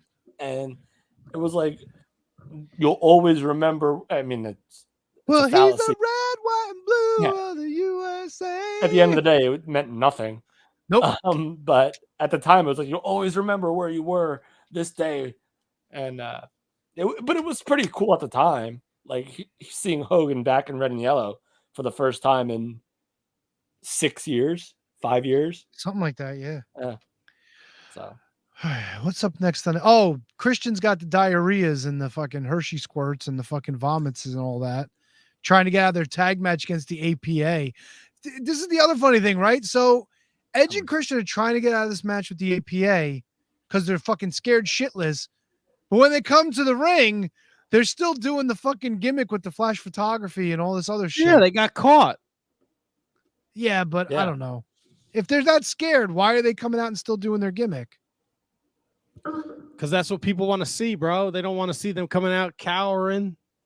yeah, but Bradshaw fucking put them in their place, which was, I think. the Oh whole thing. God. Oh God. The fucking promo with the JFK Why did we, line. guys? Why did we skip Eddie Guerrero and Perry Saturn? I don't know. We just All right, I'll talk about that. All right, let's Perry go. Saturn winning the European Championship. Perry Saturn, like, I don't know why he didn't fit in WWE, but he just didn't. And the fact that they gave him a win in this situation over Eddie Guerrero, and Probably how because they he dropped. Probably because he shit canned Mike Bell and dropped him on his head. I don't know. Was that before or after this? I don't know, man. But the Radicals were like, Radicals were such a good idea, but they were doomed the moment they got there. Well, it's a Yeah. shame because Eddie Guerrero got hurt. Well, I mean, not in this match, and he still No, lost to but- freaking Perry No. Saturn, who didn't. As much as I love Perry Saturn, first of all, calling him Perry Saturn was silly. Just call him Saturn. I know we're talking about the names, like the first names, and like Saturn. Like call him Saturn. Like that's like a name that can stand alone on itself. Calling him Perry Saturn was weird. If you're gonna rebrand him as his own guy, but like it just didn't flow with me. I mean, the match was fine. The match was great, but having Perry Saturn beat Eddie Guerrero, it was just Yeah, well, there was shenanigans. He gets The horny little she devil was there, and Oh, I yeah, love her. Guerrero knocked Love Saturn her. outside the ring, and then he goes after China, and Yeah. then Terry comes and she hits him in the fucking nuts. She kicked Eddie in the groin. Like there was a lot of shenanigans here. Yeah. Terry's got no bra on. Her fucking nipples are in the third row. beautiful. But they have no Out of plans for control. Perry Saturn, so it was just like No, because he was not. Because Perry Saturn is one of those guys who is a wrestler, and like he's like Doug Furnace, right? He's a wrestler. he's better than Doug Furnace. But he doesn't have the most memorable thing that Perry Saturn did was with the fucking mop. Like they made him goofy and like retarded. Listen, you're welcome. I'm not even mad at them for that because they tried something. Right? But like he wasn't just good. Like people don't realize like the Eliminators were like so fucking far ahead of their time in ECW as a tag team. And like he's like the mop guy. And now he's like fucking homeless. Like it's a shame. JJ Rogue nailed it, probably because he wasn't wearing his jeans from WCW. Well, I'm sure that wasn't his call. And True Prince of Pro, it didn't help that he came in with a group of guys that were better than him and had a bigger upside to their career. So here's the thing. I put Saturn in the ring technically on the same level as Eddie and Benoit and Malenko. They were all to me equally. They were equal parts to me. I mean, obviously, maybe Eddie is probably. I put Eddie in the same class as like Shawn Michaels and Yeah, Ricky but do you Steamboat put and Macho Eddie Man. from Eddie from this time period up at that level yet? I do. Really? I do. I think Eddie Guerrero is as good as Shawn Michaels, like I said, as good as Ricky Steamboat, as good as Macho Man Randy Savage. You felt that in 2000. I mean, I was Because that's what Tony's asking you in 2000. Oh, I don't know. No, So probably when the not. here's let's try a different one. Radicals debut.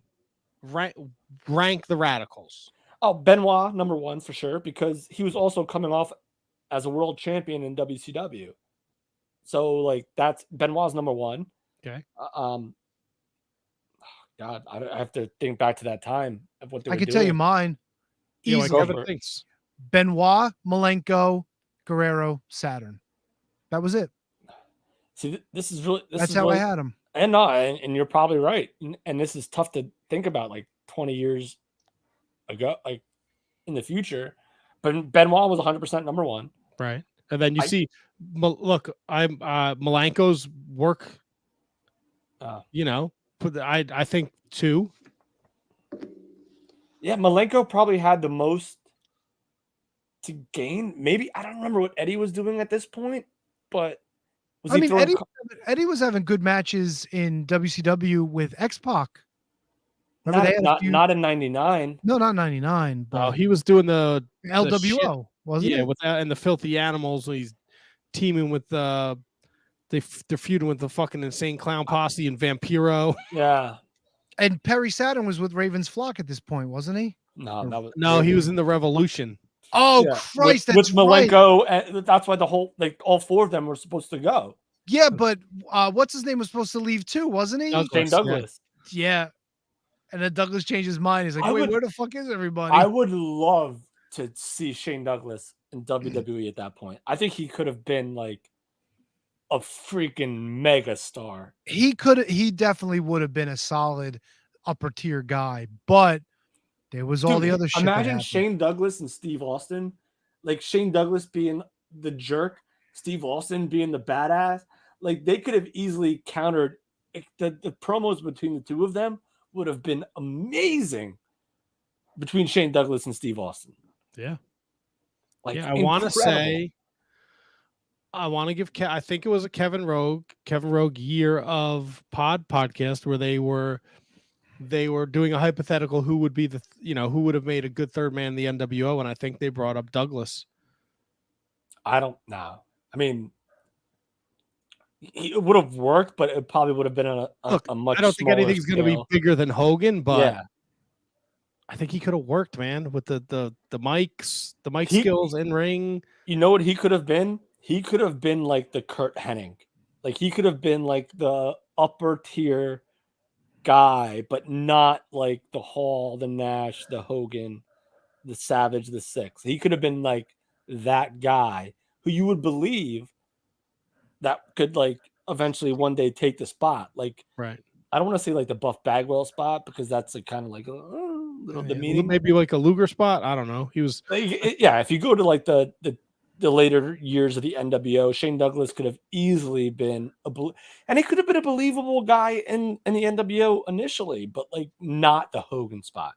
No, well, I don't think anyone's going to be. Yeah. So, this was whatever. We have a new European champion, right? Boom. Now we have our tag team championship match. Edge and Christian. Christian has the diarrhea, as Tony said before. But Mick Foley, Commissioner Mick. Foley is Pod, by the way. Unbelievable podcast. If you're not great listening. Podcast. He's a great fucking storyteller. He catches him in the act, pretending to be sick. in the old in the loo. So they send him out there to wrestle the APA, and fucking Bradshaw gets the microphone, talks about fucking Dallas and the Von Erichs and typical Bradshaw. I'm smarter than you. I love Texas. Great. You're from Canada. Boo. Fucking Texas. Hey. I could never. The Acolytes were one of those things I never could get into. Really? Yes. So I'm with you. Until they became the APA, I would rather have Bradshaw and Farouk not say a word and just be like, would you like them more if they just like were big dudes that just beat the shit out of people without talking? would have liked them more if they just did those backstage skits and then they beat people up and they never like challenged for titles Right. like a rig. Yeah. I think this is pre APA, Acolyte Protection Agency. But this was, I agree with you 100%. Like Bradshaw, like seeming to think that he needs to be above everyone else. I think this is the beginning of the APA, Kev. It's right there. It's right there. But I don't think they have the whole setup with the door, and they're not wearing. No, they did. They did. Oh, did they? Yes. In 2000. Yes. Okay. January 31st, 2000 episode of Raw. The Mean Street Posse asked the Acolytes to protect them, which they refused to do until the Posse offered to pay them. And when they did, Bradshaw started the APA, Acolyte Protection Agency. And then they started with the office and they started setting all that shit up backstage. So it was weird because they're still wearing like the Ministry of Darkness gear and not the APA, like with the cards on them gear. So they're still wearing like the Ministry of Darkness stuff. So I wasn't quite sure if they were supplying services for others. Damn. They were. Great. The Acolytes. And they were announced as the Acolytes. They weren't announced as The Acolytes. Yes. Oh, that's a great Finkel. The Acolytes. They are successful because Edge and Christian get disqualified. If there was one match on this show I could have done without, it was this. Yeah. This was a TV match. Caca. Yeah. Next is a steel cage match for the WWE Intercontinental Championship. No, most underrated match of the show, baby. Defends the title against Rikishi. Tony, what was your why did you react that way, Tony? Because fucking it comes down to the ending. Rikishi's on the top of the cage. He looks around. He has that look in his eye, and then he jumps off, and then he fucking loses anyway. It's like, I think this is one of the most underrated spots in the history of pro wrestling. And I don't like, was there a build up for this to have a cage match? Well, here's the thing. I don't know. I don't remember. Me either. And this was like the Val Venus. Val Venus has had a very weird career. Okay. I found, I'm sorry to cut you off, Kevin. To give you some context before you finish your thought. At King of the Ring, Rikishi defeated Val Venus in the semifinal round match of the King of the Ring tournament. After the match, Venus attacked Rikishi, further injuring him. On the July 6th episode of SmackDown, Venus defeated Rikishi after interference by Taz to win the championship. Yeah. They had several matches leading up to each other, leading up to the steel cage match at Fully Loaded. Yeah, this was a very weird. Val Venus has had a very weird career in WWE. Until he stopped being who he was, it was all downhill. He still had a job for a while, but it was just so black, straight black trunks, short hair.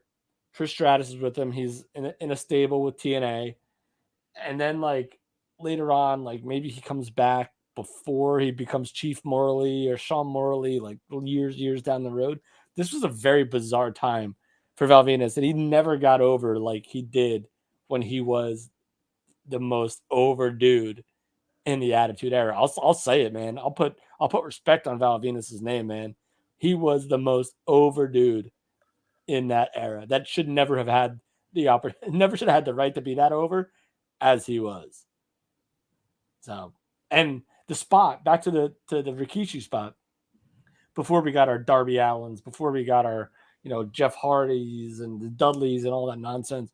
That him walking across that cage as big of a man as he is, the fact that he walked with no netting and just decided, hey, I want to splash this dude. It's the most underrated spot, I think, in the history of wrestling. Maybe dramatic, but you know what I mean. I don't think people remember it. I honestly don't think people remember when Rikishi took the dive off the cage into the fucking bale of hay. That's a fucking bale of hay, bro. I think it's because it's in a bale of hay. I think people remember how ridiculous it was. No, I think this one's better. Did you remember he did this? No, the bale of hay I will forever remember. Bale of hay, sure. No, I remember this because when I picked the show, it was like a triple main event. I'm also like, oh my God. And I saw the card. I'm like, Rikishi versus Val Venus in a steel cage. I'm like, this is this is when he jumped off the rope and splashed him. So I 100% remembered this. 100%. Trish gets involved, Lita gets involved, and then Big titty Taz ends up costing Rikishi the match. After the big splash, he slowly moves towards the door, but Taz hits enters him with the the camera. TV camera and beats him up. And So why was Taz involved? I don't know. because Taz had a problem with Rikishi, I Oh, guess. of course he did. He had a problem with everybody. He was angry. Fucking Who stupid. can stop the path of rage? Stupid. Brought Al up. Snow couldn't. First match of our triple main event pit, The Undertaker against Kurt Angle. Yeah, it did. It sure did.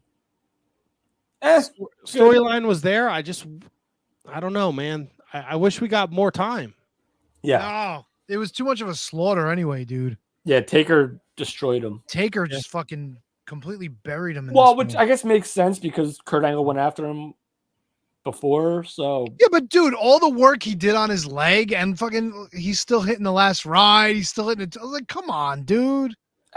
Come on. 2000, baby. 2000. Yeah, but at one point, what's his name? Waffles him again. He limps for 2 seconds and then he shoots him off and he's running. I'm like, are you serious? I texted Kevin. I think we were watching this Friday night. What's that? I forgot this. We were. Oh yeah. I watched the first 2 matches. I forgot the Undertaker had this theme song. You done it now. You gonna make a big mistake. I can't allow you to. You're gonna play something. it? No, did we get? I don't want to get a copyright strike, man. Kevin wants us to get thrown off. It really does. No, I don't. It's a blasphemy. My least favorite Undertaker theme song. You done it now. You gonna make a big mistake. I can't allow. Can I ask you guys a question? What's that?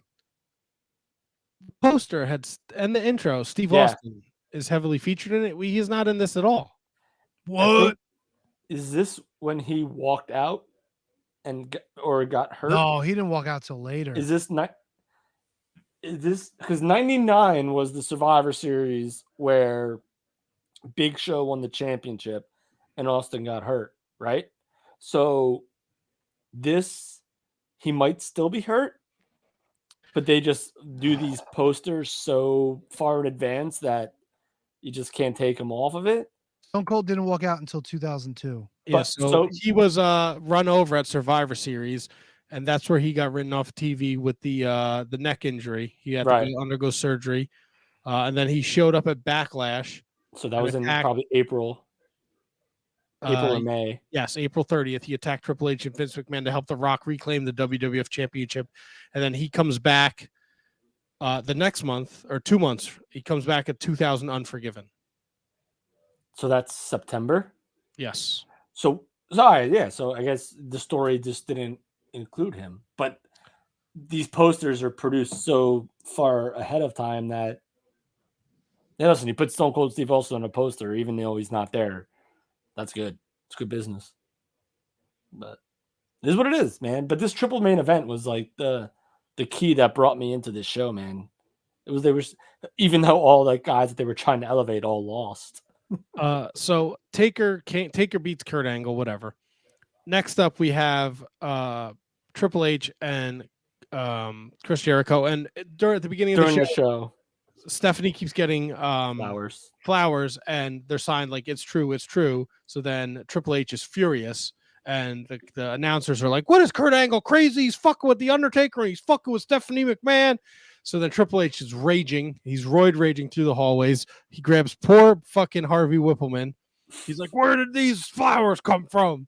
And he's like, "Right in there." Triple H goes in, and joke was on him. It was not Kurt Angle. It was Chris Jericho who leaves him lying, and then he comes out of the locker room, then says some smarmy fucking Chris Jericho line like, "Hope you're happy, rock and roll, jack off or whatever." No, it was something like, "It's about time you were laying on your back, baby."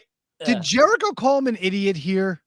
I have a feeling somebody used the word idiot, which I found really funny, considering that's Jericho's go-to word. Yeah, well, Jericho, that is his line, but I don't think he used that till much later. I like this match. Stephanie McMahon in this era was fucking hot as shit. I loved it. She had them fucking 2000s club woman top on where there's like no back to it. Fucking, oh my God, God, dude. that was a vibe. What back then? That was like Oh a my thing. God, dude. They were everywhere. Girls Yep. wearing that stuff. Fucking insane. I also enjoyed this match very much. I think it was a little long. A little long. It's a last man standing match and it's Triple H. So Yeah, I get it, but there were like it felt like some stuff could have been cut out. I liked it. I liked it. I still don't. Oh, I didn't hate it. I liked it too. Maybe it's because I wasn't watching. I was still watching here because this is the pay-per-view I got in an argument with my father about the main event. Get out of here. Oh yeah. We got to talk about that. But like, I was not watching when like Triple H's reign of terror when he was like the champion for everything and he buried like Booker T and all that stuff. So maybe that's why I don't get the Triple H hate. Like he's good. He's really good. He's great. I'm with you, man. And I really enjoyed this match. I think later on with him, it just became like, all right, enough already. Kind of like when Hulkamania was on the wane and like going into 1990, 91. It was kind of like, all right, we've seen this, been there, done that. You know what I'm saying? Dude, 1991, Hogan was still over as a freaking firecracker, bro. Well, 92. I'll give you 92 if you maybe want. 92. Yeah, maybe my timing was off. I don't know, 90 man. People were happy when when Taker beat him at Survivor Series. Oh, people were happy as shit when Sid kicked out of the fucking leg drop too. Well, I don't think that was as much Hogan hate. It was more like, dude, Taker. People cheered when Sid eliminated Hogan from the Rumble. Yeah. That's the biggest thing. But that was 92. That was the 92 Royal Rumble. Yeah, but I mean, 90, the back end of 91 into 92. I mean, I don't think they hated Hogan in the back in the 91. Yeah, that was, dude, like Matt said, that was Undertaker getting the pop at Survivor Series for winning the title. Yeah, but I think in Tuesday in Texas, I think they loved Hogan right back. I don't remember what the reaction was like at Tuesday in Texas. Pretty sure they loved it. Come see, come saw. Yeah. Column A, column B. Main event is The Rock against Chris Benoit. If The Rock is disqualified, the title can change hands. Earlier in the show, Shane McMahon goads The Rock to coming out so Chris Benoit can destroy his dressing room. That was fucking dumb. Dumb. Way too much Shane McMahon in this fucking match. 100%. Way too much. 100% T-Donk. And for everything he did good, there was so much more that was bad. Outside the ring, he clotheslined The Rock. It looked good. He threw it with fucking authority. In the ring after the match, when he jumps and he hits him with the chair, that looked like fucking complete shit. Dude, he's like, nah. Like, come on, dude, really? I don't remember if I watched this show live, but I remember being off like the rails that maybe Chris Benoit was the champion because I was a big Chris Benoit guy. Times have changed, but I was a huge Chris Benoit guy. And then seeing like, it was more about Shane McMahon than it was about Benoit, which I was like, oh. Kevin really hates the fact that Benoit killed his family. Yeah. God, yeah. Oh, let's all cast a spell on Kevin because he hates that. Because he hates that he killed his kid and his wife. Ooh. I did that just for your reaction. Oh my God, I'm such a bad person. This guy. How dare you turn your back on one of your favorite wrestlers of all time? Dude, I wore a shirt to high school like every day. Like it was a 2-time a weeker. Did I hate to go backwards, but did you catch the shirt at Castle Clash? Yes. Better dad than Chris Benoit. Oh yeah, I saw that meme. Yeah, it wasn't a meme, Kevin. That was a. Well, the guy was wearing it, but I saw it. I guess like the photo. I guess was what I meant. Yeah, it was a white shirt with the black lettering said "Better Dad" than Chris Benoit. I can't believe that they fucking shot that the WWE. Hey, God bless him. Benoit was a terrible guy. I mean, he's not wrong. It's not the shirt is not wrong, but that's. I mean, you could be the worst parent in the world and still be a better dad than Chris Benoit. I don't know about that one. What do you mean? I mean, you know, if there's like a father out there who's like sexually molesting their kid and beating them. Right, so are you killing more children? No, so but then does killing 2 kids make you worse? That poor child has to live with that fear every day. All right. Move on. Are we really trying to balance whether a kid being molested or killed is like the lesser of two evils? Have we come to that? I think That's onward. So Onward. this is so this was I'm in the same boat as Kevin. Like Chris Benoit was like one of my guys, man. He was a fucking wrestler. He was the crippler, and then here's the fucking Rock with the fucking like I was like 2000. I'm like 18 years old. I think I know everything about pro wrestling, and I know the Rock cannot out wrestle Chris Benoit. Right. And of course, my father loved the Rock, loved the fucking people's eyebrow and the fucking stupid elbow drop and bullshit. And I was fucking furious about this. It's the highest of highs Yeah. to the lowest of lows. Yep. And it didn't help that my dickhead friends were there watching and were just antagonizing the both of us. It was just such a rough thing to take. Like when your favorite wrestler, like finally, and listen, no one thought that he was gonna win. Like all three of these main events, right? Triple H, Jericho, Undertaker, Kurt Angle, Rock, Benoit. No one thought like this was like the most weird triple main event you could possibly have. And the only reason why I think you could possibly have this triple main event is because you had three guys that were on the come up, and the fact that like they all lost kind of stunk. Like there was no like real surprise there, but the Benoit thing with like Foley coming out and restarting the match, and it was just like no, like Benoit did his like that's the way he held every single championship. Like when he won it at WrestleMania 20, two hands, didn't unsnap it. He just held it up like that, and then Foley comes out and takes it away from him. At the time, I remember being very, very upset. Yeah, I was upset. The match was good. I enjoyed it. Chris Benoit is a fucking maniac in the ring. You can never take that away from him. And this was better than I remember it being. Very good. But even the stuff like going into it, like Benoit like tears down like the Rock's like dressing room or like tears down his clothes, and he comes out wearing one of the Rock's shirts that he ripped up. It was pretty cool. Yeah, I could have done without that. I could have done without a lot of this. It was what it was. The Shane McMahon promo we didn't necessarily need, but and the coup de grace was that fucking Hebner with his dumb fucking 1-2 bullshit. He got smacked with the chair. Look, the Rock and Benoit would have been fine. Give me Jimmy Corderas in there. Yeah. Give me fucking Tim White in there. But dude, no Shane McMahon, no fucking Hebner. And this was the Attitude Era, man. This was the time that we were living in. I just hated that 1-2. It's like, come on, stop with that shit. We can nitpick about referees all day till we're blue in the face. Today, yesterday, 10 years ago, 20 years ago. I actually think that the the Jericho Triple H match was probably the better match, just because of all the extra gaga that went on with this one. Yeah, makes sense. I agree. And that was Fully Loaded 2000.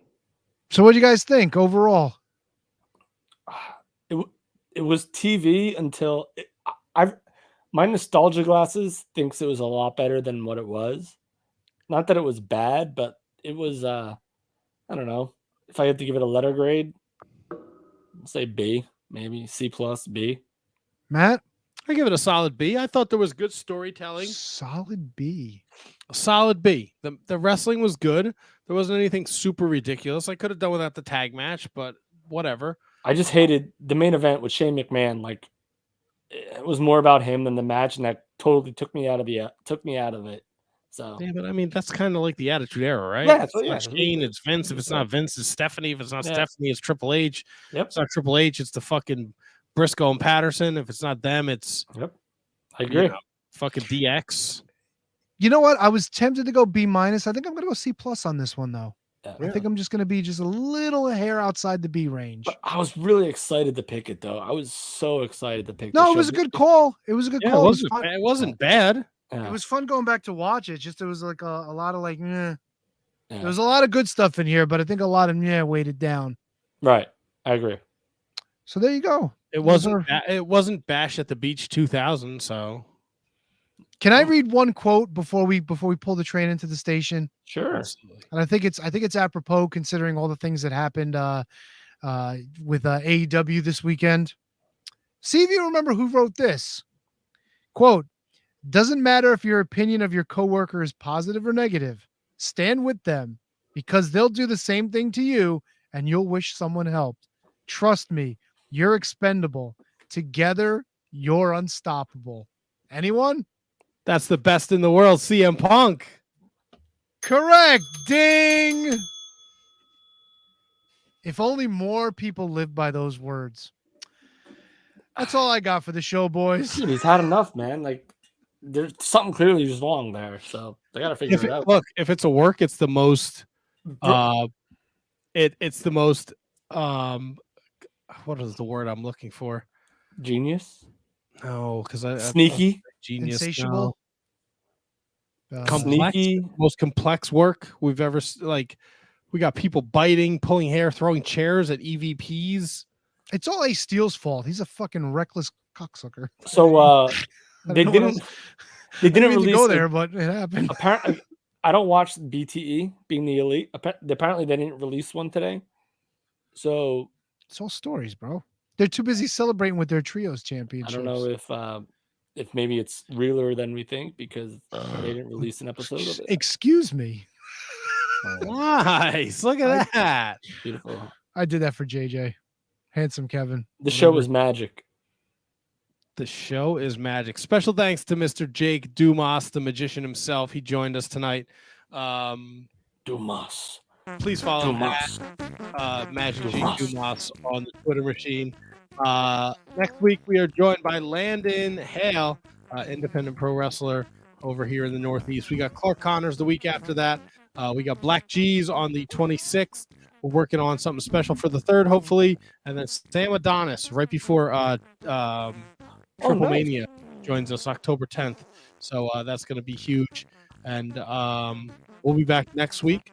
Can you beat that championship on the line as Christian Rocco? That cheating bastard, Christian Rocco, That's right. Looking defends at his against monitor. the wrongfully removed champion, Kate the Great. Wow. So Kevin alluded to it a couple weeks ago that maybe Christian Rocco might be cheating. And now Tony. Oh, I don't agree with it. I'm playing it up for the lulz and for the views, baby. It was just that one thing. It was that one thing that kind of threw me over the edge. And then Tony is just. All right. All right, boys. Good times had by all. Yeah, definitely. Thank you guys. Please remember to rate, review, subscribe at the Wizards podcast. And thanks for everyone who is watching still right now. Oh yes, on we had all- a great squad in here all night. So props to all those guys. Asian Joe and Milwaukee Tom was here, and True Prince of Pro, and KB Burke stopped by. The Mark Order, Manny Crazzo, Lisa, Judge Crandall, Matt Spano, David Bauer, Todd Brantley. The list goes on and on. Ryan Sullivan was here. JJ Rogue, of course. James Bell stopped by. Thank you all for your continued support. Please make sure this is must-see viewing every Monday night. We enjoy the interactions. We enjoy having you guys stop in. Braden Bergen dropping in right as we're wrapping things up. So you guys are great. Continue to support us as we were on the road to 11 years. And I need a fucking haircut. Jesus Christ. Yes, you do. I'm getting Can I one play? on Can Friday. I play? What did I learn? I What learned did that you learn? Lisa. I learned that Lisa walks around naked, and Matt's wife has never seen his back door. Oh, very good. All right, we'll be back next week with another humdinger of an episode here at the Shining Wizards Wrestling Podcast. Let me pull up this thing. We're out. Peace. Who's doing it? It's me No, stupid, hitting the button. hitting the button. Oh. Oh, fuck all y'all. Good night, Gracie.